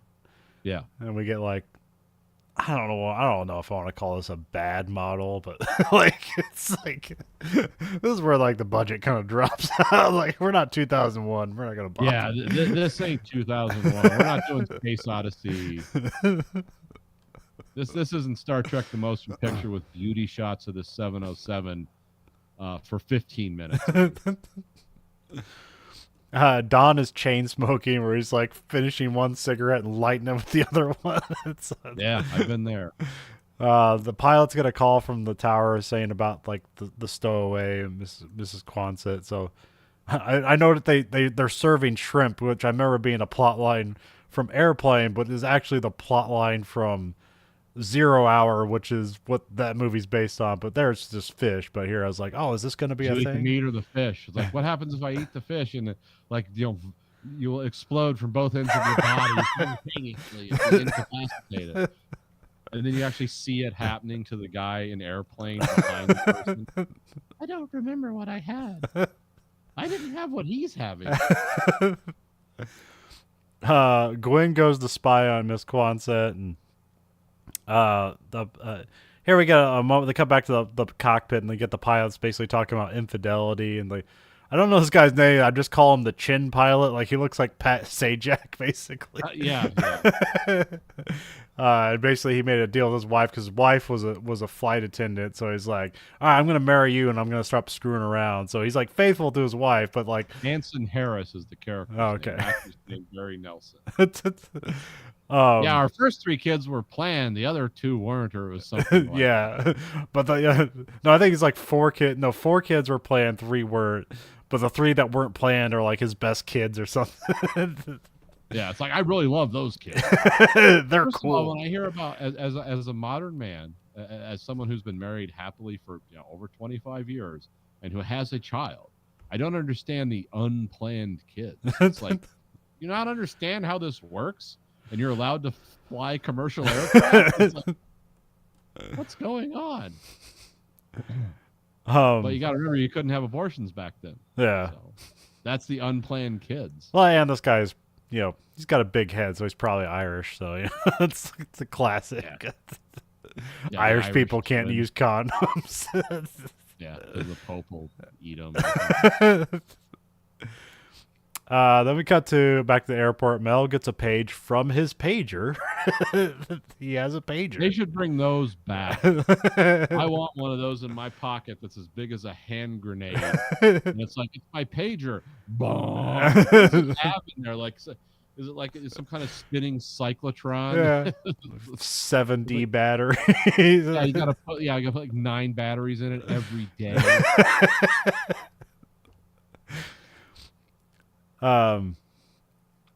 Then we cut to Tanya's working on who Don is. Like, who is this guy? And then we get a security guy brings a distraught Inez to Tanya. Like, it's like, she's weird and she's not talking. Here you go, lady. She doesn't have any money. I looked through her purse. This is a black guy talking about this. Yeah, it was kind of weird. The black like metro cop. Like, yeah, she doesn't have any money. I looked through her purse. And like, you're not helping your case. You mean she doesn't have any money now? Or what are you telling me? And her name's Inez, and she looks like really white. And it's like, okay. Yeah, Inez Guerrero. Yeah. Which they addressed later in the movie humorously. Yeah, which I don't know if they did in the book. I don't know if like this is written to be a Hispanic character. But again, I don't know. Like, this is the thing I'm not sure. Because it's like are Spanish people from Spain who look white, are they considered like like white people, or are they Hispanic? I don't That's a good. I don't know because yeah, the people from Spain just look really white. Yeah. They never have like blonde hair. That's the only thing that like checks them out. Is like, oh okay, like yeah, I'm from Spain. It's like, well, you're just as pale as I am. So what I deal with here are people with last names like that have like Arabic names. Yeah. There's people named Bazzi or what's the other one? Just real like Arabic sounding names, but it's like 5 generations removed. Yeah. So they're like red haired and stuff. It's like Oh your yeah. last name, your name's like Muhammad something or other. It's like, well, yeah, but that's like a long time ago. Like Oh, I'm yeah. not even Muslim. It's like, There- okay, that's weird. There's a I've rest. never encountered that until I lived in Southeast Michigan. Like people like 4 generations in that have like Arabic names. Like, I have no connection to that. I don't got know red his. hair, green eyes. It's like, I don't know his real name is. His name. He's a wrestler named Sami Zayn. Mhm. His parents immigrated from Syria to Canada. Just bright red hair, looks like an Irishman. Yeah. Oh yeah. His first wrestling gig, he was El Generico, Interesting. like a masked Mexican luchador. Okay, wow. So yeah, and he even has like a special campaign he does called Sammy for Syria, where he raises money for ambulances in Syria for the various wars and atrocities that happen there. Yeah. Um, Well, I remember like it's like that's what's weird about America is like the guy the tank's named after, the Abrams tank, yeah, Creighton Abrams. Okay, like that is obviously the most Jewish name. I mean, like J.J. Abrams. Everyone you know that's named Abrams is like, oh, it's like a very Jewish name. They asked him about that once because he's like from, I forget where he rose to fame because he was like Patton's right hand man. But I think he was born in like Massachusetts or something and like lived in Texas or something. And they asked him once, like, are you Jewish? He goes, I don't know. I never really thought about it. He goes, I guess like I thought we were like German or something, but then I've heard later on as he became famous, like when he became like a big general in the Korean War and Vietnam War, it's like, yeah, I've heard that's like a Jewish name. I don't know. And it's like nowadays, it's like that's always funny. It's like, oh, because like the people in the Middle East, when they fight the Abrams tank, they're like, well, of course the guy is here to kill us. And it's like, but yeah, the actual guy, like he doesn't know. He assumes so because somebody told him once. It's like, I don't know. I'm like a Catholic. I was like, I don't know. So, but that's like weird about America when you have these countries where it's just a bunch of people coming together to make money. It's like, we don't know who the hell we are anymore. It's always this thing. So yeah, but anyway, we cut to Mel's wife we got shows. about 30 minutes to wrap this up. So Well, Mel's wife shows up to like tell him their like daughter ran away or something like that. Here they talk about divorce. Apparently his wife met another man, like to his surprise. It's like, well, I was gonna cheat on you, but you cheated on me. Now it's like that's an open net goal for me. oh yeah, Mel has just moved into the swish zone, screwing around on your wife. It's like, oh, you're violating the what is it, the mafia code, as established by what's the guy's name? The most famous, Robert De Niro. You know, the you don't fuck me, I don't fuck you. It's like, oh, you've stepped out of the mob code now. Now I get to have Miss Livingston over for like just a vigorous 69ing session in the lounge or whatever. It's like, okay. So yeah, they basically agree. Mel's sins have been a sin eater has just relieved him of all sins. They basically agree on a divorce, and then she leaves like in shame that because Mel has to do his job. She can literally see how busy he is, and still decides to be an asshole about it. It's like I can't believe this man's doing his job in an emergency. Like I said, it's like, you know what my job is. You know that house you live in, that car you drive, that job you don't have because I have this job. Well, guess what's paying for it? But then he's also hanging out with Tanya at work too, Yeah. so it's kind of like, I don't really have a lot of sympathy either way. Yeah, yeah, because I mean, he literally admits to like he a lot of time he stays at work just because he doesn't want to go home to his wife. Yeah, So he's like admitting to, he's committed there's no adultery in his clean mind. hands No, here. Yeah. no, no. It's only Joe's the good character in this movie. Yeah, Joe's the guy that if our listeners can't tell, I'm not a big fan of fucking around on your wife. It's like, if you want to do that, cool, get divorced and then fuck away. But don't drag your family through hell, lie about it, and then in the end be like, yeah, I was screwing somebody else. You are just a scumbag if you're doing that.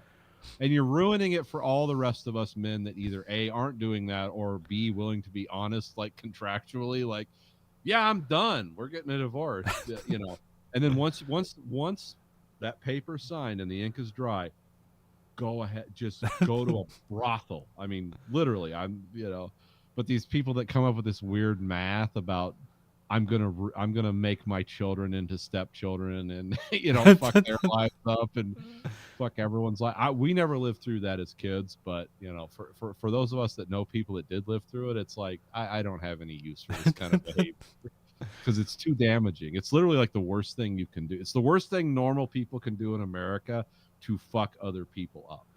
Yeah, we don't have a lot of shots at like genocide and stuff here, not yet, but it's like, yeah, this kind of behavior in the context of this movie, it's like, yeah, these people all suck. Well, and basically this movie's like normalizing it. It's like, well, like it's like 2 out of the 4 relationships in this movie has like adultery on either happening or about to happen.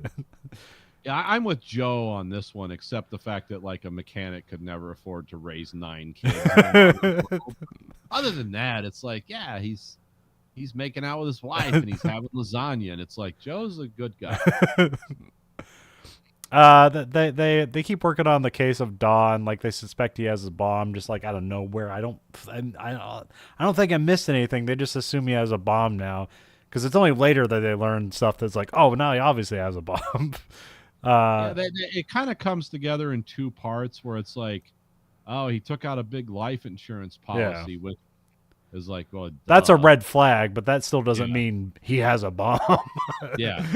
Then when his wife comes in, Inez comes in, and it's like, well, he's a demolitions expert, and he has mental illness, and his job outside of the military is demolitions. It's like, oh yeah, we got problems. We cut back to the plane and Vernon, we got problems, baby. That plane's gonna go boom. There's a joke they play on one of the stewardess here where he says like the pilot has fainting spells, but I guess this is just like when one of the pilots leave the cabin, one has to put a mask on in case some emergency happens. You just have a conscious pilot, so you don't want to get all the oxygen sucked out of your lungs in 3 seconds. Yeah, here's where they talk about Don was institutionalized and he was a demolition expert in the Army. They give that information to the pilots, and they're like, all right, well, Don has a bomb. Like, we know he has a suitcase. Then we cut to Joe's, like, they're, like, working on a model plane, and, like, they're trying to figure out how bad the damage is going to be if the bomb goes off. And he's like talking about how violent the decompression will be. He's like, yeah, I seen it happen. Like a whole, like a guy got sucked out through a small hole, like he was a hamburger or something like that. Yeah, it was some grim. It was like a 170-pound man got sucked through a hole so small you wouldn't believe it. It was like hamburger going into a garbage disposal. Damn, dude. Oh, it's like you got kind of a chubby while you're saying this. It's like, how weird are you? Which I don't think it works that way. I thought there was some dispute to like the violent depictions of decompression is actually over exaggerated in Hollywood, but I mean stuff will happen, but not to the extent they exaggerate them. I mean on the Air Hawaii flight, like I would say a 10-foot by 12-foot section of the upper fuselage just broke off the plane, and I think a stewardess got sucked out. But there were people like standing and walking, and just guys grabbed a hold of them. Yeah. And they were able to get the plane down and land with like a huge section of the top missing. But I think one stewardess did get sucked out. Yeah, because she wasn't strapped in or sitting down. Yeah. So, yeah. But I think there were other people like somebody grabbed one of this, saw what was happening and just grabbed her. And but yeah, it's kind of like Outland. It's like, oh, you want decompression in space to be that horrifying, because it's like, wow, what a nightmare, like MacGuffin for the whole movie. Yeah. But it's like, nah, it doesn't. Science is actually more boring and less exciting than you want it to be. Or if you get really into it, it's like, you can ask yourself, like, is nature worse than Satan? Like, imagine the most evil thing you could imagine that hates humanity, and then imagine bacteria. Like, what's worse? It's like, well, like, Satan's more exciting. Yeah, Satan's more exciting, because he's like, we can reason with Satan. Just go ahead and scream at bacteria and see what happens. Like, it's gonna keep growing in circles. Vernon goes out to assess the situation. There's like this dorky son who like knows stuff, and he's like, we're turning the plane around, and he like basically tells him off with some extra gobbledygook like science stuff, which it's basically the I am more autistic than now. Like, it's the first autistic person ever shown in movies right here. Which he's like, oh, okay, and then like the dad's like, what do you say, son? He's like, I'll tell you later, which I think it's just embarrassing. He didn't know what he was talking about. But then the other interpretation I had was like, did he actually just tell him something, and now he's like, oh, there's a bomb on the plane? But no, that's not what happened. Because that happened earlier in the movie when they there was some person you call out in the airport, and to the police that means, oh, meet wherever they're saying, because there's some kind of crime in progress or something. Remember that? Yeah. So that's like, oh, okay. Did he just do that with the autistic kid? Yeah, but here I think that the kid was just like embarrassed that he didn't know what he's talking about. Yeah. Gwen goes to tell Miss Quantz. Dean Martin's personality overwhelmed him, because he just started snapping his fingers. Let me tell you about the rhombus and the thrombus and the rhombus. Yeah, so Vernon goes back to the cockpit. He sends Gwen out to be less suspicious. He gets Miss Quonset brought back. She makes a big scene of it, like, you're wrong, Miss Quonset, and they bring her back to the cockpit, and they want her to help out to help stop Don. Then we cut to basically had Gwen being a mean British chick. Yeah. And then the guy sitting next to Miss Ada or Miss Quonset was like trying to stand up for her, and she's like, this doesn't concern you. Sit down, I'm not speaking to you. He's wanting to be like George Washington.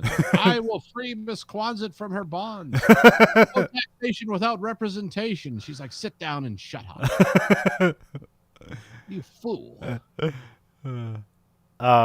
We come back to the airport. The commissioner wants to shut down the airport, but then Nell just gives him a note about the situation. He's like, oh, I guess I'll shut up. So that's the end of all that. Yeah, that's into the commission to ruin the airport. Let me tell you something about airport commissioners in Wayne County, Michigan, which that's code for Detroit Metro Airport. Half the people that are on the airport commission here end up in prison. It's a weird job. It's not a job I would take, because it's like, statistically, I'd be better off robbing banks like the guys in Heat and getting away with it than being on the airport commission. If I wanted to avoid prison, bank robber's a better choice. Yeah, usually climb up the ladder, not like climb down the hole and head first into it. Yeah. So we're back in the airplane. They try to get the bomb from Don. He gets Don. They get the briefcase from him, but then he's able to get the briefcase back because some guy's like, don't steal his property. That's wrong, madam, or whatever. And so Don gets his suitcase back. This actor's name is Peter Turgeron. I don't know how to say it, but he's the same guy who was complaining about the $2 airport. Oh, okay. The character's name is Marcus Rathbone. Okay. Described as an interfering passenger. So like Dexter? Yeah, kind of. Or who was the guy who blew the election for Gore? Perot? Unsafe at any speed guy. Oh, Ralph Nader. Yeah, so this is the Ralph Nader of the flight. It's like, technically you're doing the wrong thing, so we're gonna just like give the bomber his bomb back. Yeah, thanks, Ralph. Thanks for the Iraq War. Good job. You're a hero. Vernon tries to talk down Dawn, but then he just runs in the bathroom and blows up. Gwen gets knocked out because she's like right outside the door as it explodes. The cabin depressurizes. The masks drop and like people like are attempting to put them on. The pilots descend the plane to like 1,000 feet, so they don't need oxygen anymore. Vernon's like hopping from oxygen mask to oxygen mask to try to get to the cockpit, which that's kind of fun. Yeah. And he also straps like a portable oxygen bottle on Gwen. Yeah. And then leaves her and heads back to the flight deck, hopping from mast to mast, even though she's like 4 feet away from a huge hole in the side of the strap. Like, could you just drag her along? Well, maybe he couldn't because he was just run out of air. I mean, at that time, the cabin had pressurized to the outside air was equal, so there wasn't any more sucking anymore. But yeah, that's true. There's no more sucking, Gwen. You're safe. And if you'd sucked more, Gwen, you'd be So that'd be in Act 2. Act 3, they descend to 1,000 feet, so they don't need oxygen anymore. They're on the lookout for doctors. There's some nuns on board, and there's also military guys helping out. So like they're all doing like first aid. Nuns, nurses, and doctors, and it's like we got to fight the Langoliers. No, wrong movie. Never mind. They're trying to stuff things in the hole, which just close the door. Jesus Christ. There was a door there that made it, apparently. There's like a tear in the ceiling, which I thought like, the tail of the plane has to fall off at some point, but tragically never does. And by the way, that tear looks like somebody took a Sawzall to cardboard. And they just painted it. It's like a terrible tear. Special effects in this movie, not very special. No. They move people to the front of the airplane because all the damage is in the back. Which I'm not sure if it'd make things worse or better. Let's put all the weight to the front of the plane. They're trying to find. It's important in a disaster to give everyone something to do. Yeah.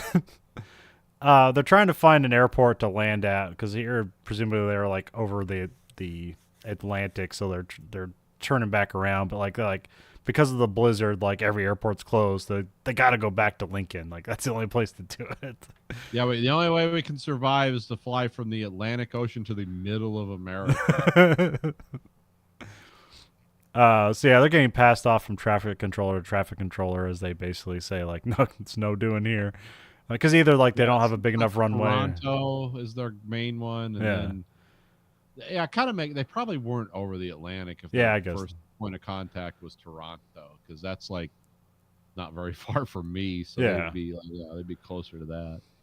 I just remember like the drawings that like Don was making where it's like all over the Atlantic and stuff like that. So maybe that was why I was thinking that. Again, you don't know the timetables or anything like that. Now, facts are not really that important in this movie. The only people that keep track of facts in here are the autistic, like embarrassing son of the parents and the mad bomber. Like, everyone else is just like, hey, we're along for the ride, baby. Kwanzaa and a nun comically get drunk together. That's fun. That's why I like the nun that's just like sucking down booze. The guy's looking at her like, what? It's like your faith in God is leaving. No, you can have faith. Tag you with a scarlet letter. The airport.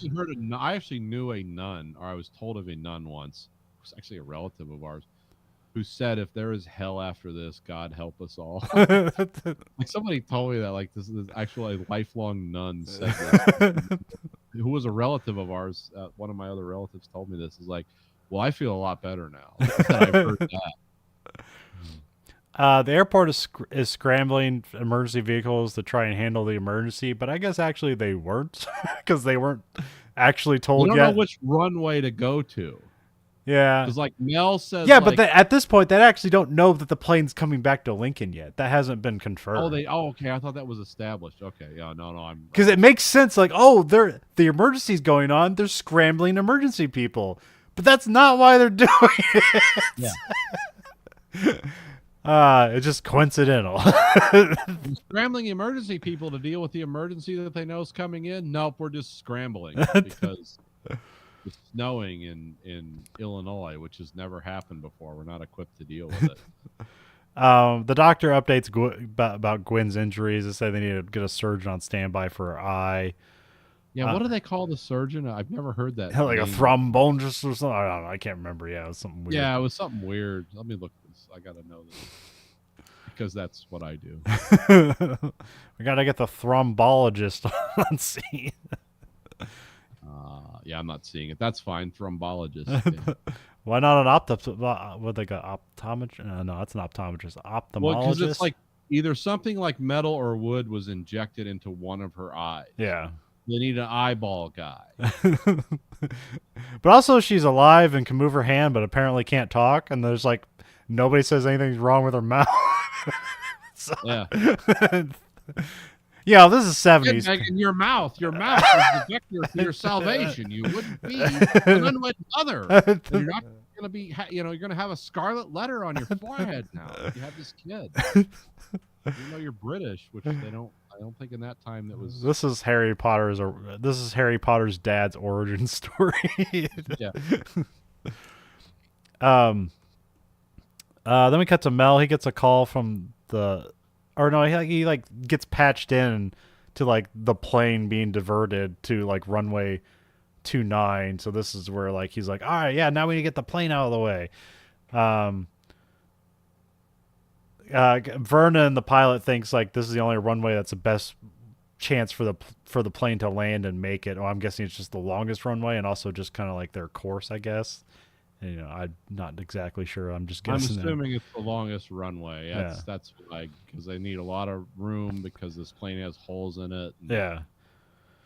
The plane's still stuck on the runway, the one that's in the snow. Mel wants to push the plane off the runway with plows, but Joe asks for 15 minutes to just drive the plane away. There's trouble getting the plane out, but then Joe gets it full throttled and gets it out, and so the plows aren't needed. I mean, it is kind of a tension. It's like, I mean, the tension is like, oh my god, an airline's gonna lose money because they damaged an airplane. But you know what? Yeah, that's the real like, what are we gonna lose here? Like, oh no, a bunch of shitheads aren't gonna get their bonus. Here's the thing: it's like the plows will destroy the plane, going full throttle will destroy the plane. Or at least that's what everyone says, except Joe, who's the mechanic who can dismantle the plane, according to him, and he knows how they work. And it's like, well, full throttle won't hurt the plane because it's designed, it's like a ladder. If it says 300 pounds, it's designed for 900. Yeah. You're just playing it for safety. I'm assuming it's the same thing. Well, also, Joe makes a point that, like, yeah, if you just hit this thing with plows, it's going to, like, just create debris on the runway anyway. So Yeah, you're going to destroy it with the plows. You're going to have to, like, push the plane debris off the runway. And the guys driving the playout, Joe went full throttle on having kids and Joe is a man with there's no mechanical stops in Joe's work. Keep going. So they light up runway 29. The plane's on its way. It's flying sluggishly, or at least that's what the pilot says. There's a guy screaming that we're going to die. This is Mr. Rathbone you're talking about. And then the priest comically slaps him, so that's very fun shtick. It just seems right out of Airplane. It is. Well, Even though it precedes like Airplane. Was slapping Ada when they were running their short con. Yeah. Because they bring Ada up to the cockpit. They're like, hey, we need you to help do what you do best, which is fly. Now, is that the scene they spoof in Airplane, or is there another slapping scene? Because that's great in Airplane where they just have people lined up to hit her, and there's like people with baseball bats and like brass knuckles. They're like, you gotta calm down, And I think it's an amalgam of it's one of the greatest scenes.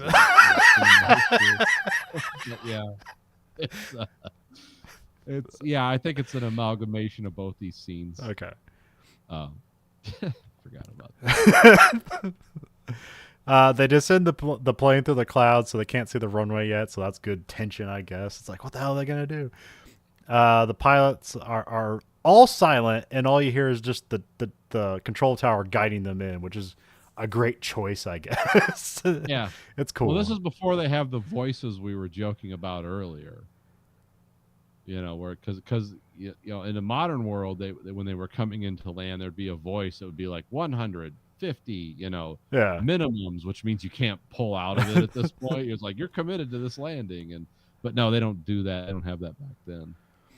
They didn't even have GPS back then. They have LORAN systems, which are like basically like they transmit signals north, south, and east, west, and you line up on those. It's like, oh, if we get at this crosshatch, we'll be at this airport. It's nothing like GPS.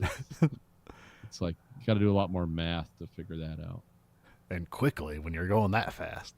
Yeah, it's not like a ship. You're just guiding by the star. It's like you're moving way too fast for that. They clear the clouds, and so they're able to see the runway. The wheels touch down, and they have to like drift the plane to the stop, but otherwise everything's completely fine. And this is like kind of I don't. Technically, I should like this movie where it's like smart average people doing spectacular things to save the day, and it's like, and I'm always pissed off at movies where just like people needlessly die and everyone has to be stupid and make bad decisions for the drama. But here is like more people should have died. Yeah, there should have been like a fire. The tail should have fell off. Yeah, even as they landed, it's yeah.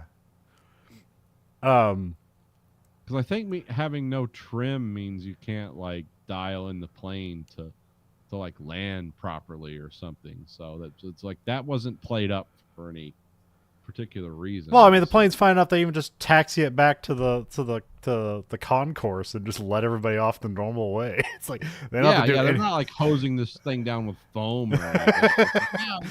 Putting the slides out. No, walked off.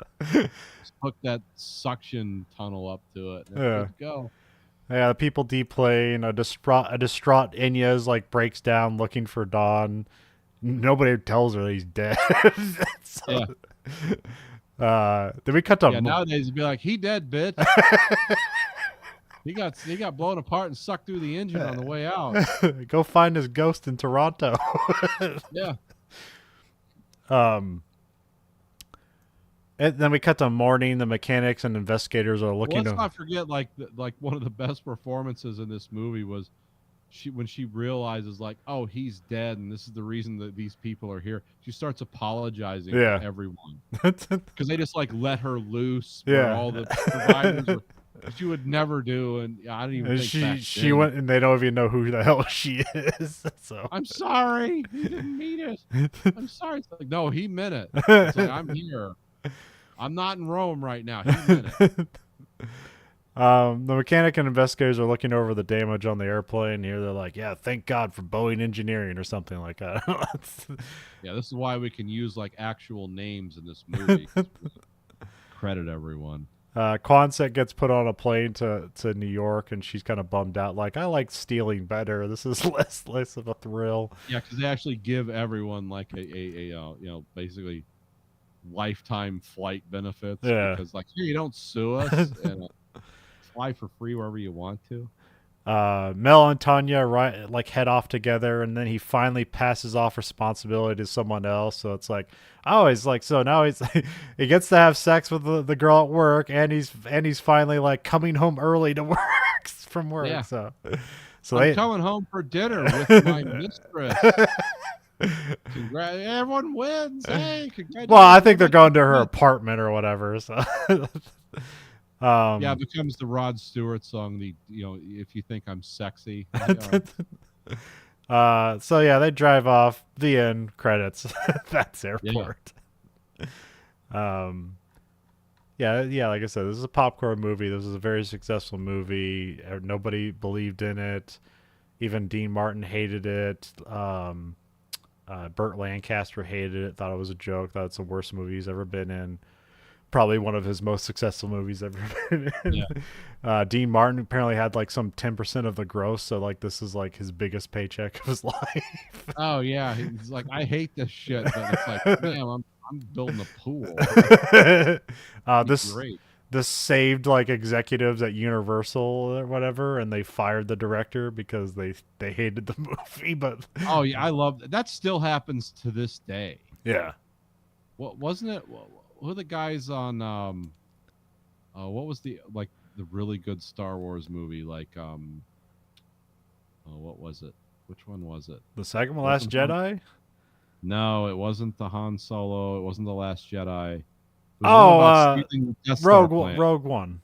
Yeah, didn't they fire those guys like right before the movie was done? Oh no, that was this Han Solo guys, the Lord and Oh, Miller guy. They have fired them and hired Ron Howard to basically do the movie instead.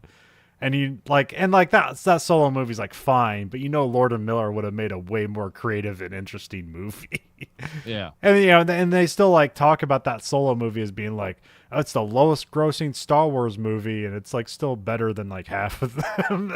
Yeah, oh yeah, yeah. But it's not, no one I remembers. thought the guy from because the guy who did Rogue One did Monsters, Yeah. and I thought they fired him like right at the end, or basically cut him out of the creative Oh process. yeah, because you got the Andor series, and he has nothing to do with that. Like they got rid of that guy. Yeah. I don't even know what he's doing now.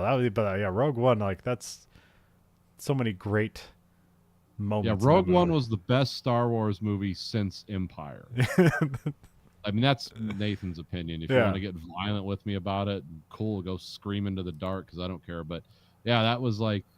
Well, Was there's just like so many great visual things into it, but also the thing I always like, I always thought of like my anticipation of the movie is like, if everyone doesn't die at at the end of this movie, then it'll basically be for naught. It's some kiddie bullshit, and they kill Yep. everyone at the end of the movie, and Yep. I applaud you.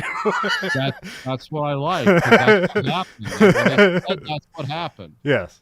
Like everyone died stealing the information for this battle station, and it makes perfect sense. I also like the bad guy in that movie because it's like, no, this is just a bureaucrat Yeah. fighting to stay above water. Yeah. That's all this guy was. He wasn't Darth Vader. He wasn't the Emperor. He was just an imperial bureaucrat. Like, I'm going to bring this project to fruition, no matter what the cost. and he did it. He won. He died, which was great. It's like, yeah, that's the. But yeah, you never hear about that guy anymore being associated with that. And Yeah. it's like, okay. And it was the only good one they ever made. I'm sorry. Besides The Mandalorian, that's the only good modern Star Wars is Rogue One and Andor. Andor. Yeah. But which was like, but everyone hates that too. So like, I'm bored. Yeah, it's different. I know you're bored, right? I don't know, there's some great visual stuff in Ahsoka, but that one's like you kind of have to know everything about the backstory to the Clone War stuff to really appreciate that. And even I then, can't fairly comment on Ahsoka because I don't have my subscription to that, so I've never seen it. there's no need to, but I don't know anything about the animated Clone Wars either. Yeah. So that's my son who knows more about that. So yeah, it's pure fan service at this point, so you don't need to see it. It's got some cool stuff in it. It's also very dumb, but there's some cool stuff there. A lot of visual things that are really cool. So The only thing I know about it is the guy from The Expanse who plays Amos is like he's like the stormtrooper with like the Greek costume. oh, okay, I guess he never takes his off. I don't remember. I don't remember him being in the movie. I guess, but maybe he's just playing it with the helmet on the whole time. Yeah, his name's like he has a name, which is weird for stormtroopers because usually they don't. He's like something, I don't know. But yeah, they brought Thrawn in, so that's the only thing you'd probably appreciate. So Yeah, Thrawn's a cool character in the Timothy Zahn books. I don't know how they did him here. I mean, it's good because it's like because you're used to like all the admirals just like, oh, a mistake happened, so we got to kill half the crew. But he's like, no, he sends them out, they all die. It's like, well, now their sacrifice will serve as data for our next wave and stuff like that. No, Thrawn was the best villain in Star Wars because he's like, yeah, this guy makes sense as a manager and a mid-level administrator. It's like, oh yeah, this guy's like doing things like he will win eventually because he's just smarter than everyone else. But Yeah. but he's not dramatic. He's not like the Emperor or like Darth No, Vader. no, no. He just looks weird because he's got blue skin and red eyes. And Oh, Gareth Edwards is doing that Creator movie. Do you know what that one is? You know, with like the Robot robots. Kid. Yeah. I haven't seen it. I'll probably watch it when it comes to one of the. I don't know. I don't think YouTube- it's out yet. I've just seen the trailer for it. It looks wild. It looks like something that oh, what's the District 9 guy? It looks like something he would do. That's what I thought it Oh, was. Neil Blomkamp. Yeah, it looks like a Neil Blomkamp movie, but I guess it's this guy. Okay. Huh. Okay. Well, I like monsters, so only the first one. Don't watch the second one. I don't know what that is. I don't think That's he just did like that. a we own the name thing. Yeah, yeah, that's like a small film company is like, oh, this is the biggest thing we have. Let's add upon it. um, And the Electric State will be coming out soon. So I have big hopes for the Russo brothers doing Simon Stålenhag, art books, which I would have never known about except for you. So you sent me that as a total surprise, and somehow Simon Stålenhag and Machine and Krieger have merged in my mind as one. So now I have an endless supply of like, oh, I'm actually part of this universe now because I can buy these models and build them. we're sending a probe into space containing the supercut of scenes from the imperfect collection that is the Verhoeven Effect. Nathan, what scene from Airport are we shoving into space? Well, because this thing goes on forever and only 2 hours, all the Ada scenes, everything involving Ada encompasses Airport 1970 for me. Because the reason is it's endearing and stupid at the same time, which is like how you explain the whole movie. So that's what I have. I can't think of any one scene, but we're going to have to just have a compilation of Ada, because that's really what this movie is. It's like deception that you enjoy, but then you recognize it as deception at the same time. It masquerades as like art. I mean, yeah, she's the one that lost. They lost every Oscar, and she's the one that won it. So yeah, they'll tell you something. Of course she did. Because they felt the same way I did, 50 years later. It's like, yeah, there's only one way to sell. It also went up against Patton, so yeah, good luck with that. Nixon's favorite movie. And also some movie called Love Story, which is actually the #1 grossing movie that year, and I've never heard of it. You've never seen that? No, I don't even know who's in it. Oh, it's super sad, great movie. Oh, okay. Just look it up when we're done. You can find us at Letterboxd with the username VHE. 1 out of 5 stars. What are we giving Airport? I'm going to give Airport a solid 3. Just for, as I was watching this movie, just the infinite amount of entertainment I could mine from it. Trying to modernize it. Yeah. And make it into something fun. Because the best parts of this podcast, when we were trying to compare Ada to millennials, because on its own it is terrible. Oh, that is what. It's an amazing terrible. Although it was a weird I connected things together, or like this and Die Hard, because it's like you got like the traffic tower with snow outside at night, which is like very much half a Die Hard 2. Yeah. Oh yeah. So I was like, oh yeah, that's like Die Hard. Well, 2. There's Die Hard cool 2. elements to all these 70s disaster movies. Yeah. They just don't hold up very well. No. You can find us at verhoeveneffect.com. We have listener support there. You can support us on a monthly site. 99 cents, $4.99, or $9.99, and whatever platform you're listening from, you can rate us whatever you want. The thing the algorithm listens to is the highest rating. Remember, you control the algorithm. The algorithm doesn't control you. You can also find us at Twitter at Verhoeven Effect, Facebook at Verhoeven Effect. You can find us on YouTube at American Greed Factory. You can watch both this and that show live and unedited. You can find us at Letterboxd at username VHE. You can get t-shirts at belowthecollar.com/Greed Factory for 2 more months. Okay. They are quitting the business. So. Oh no. Well, get out there and get those Verhoeven Effect t-shirts while you can. Or your Greed Factory t-shirts, whatever you want. Or our bi-yearly Greed Factory. So for the Verhoeven Effect podcast, I'm Colin. And I'm Nathan. Goodbye.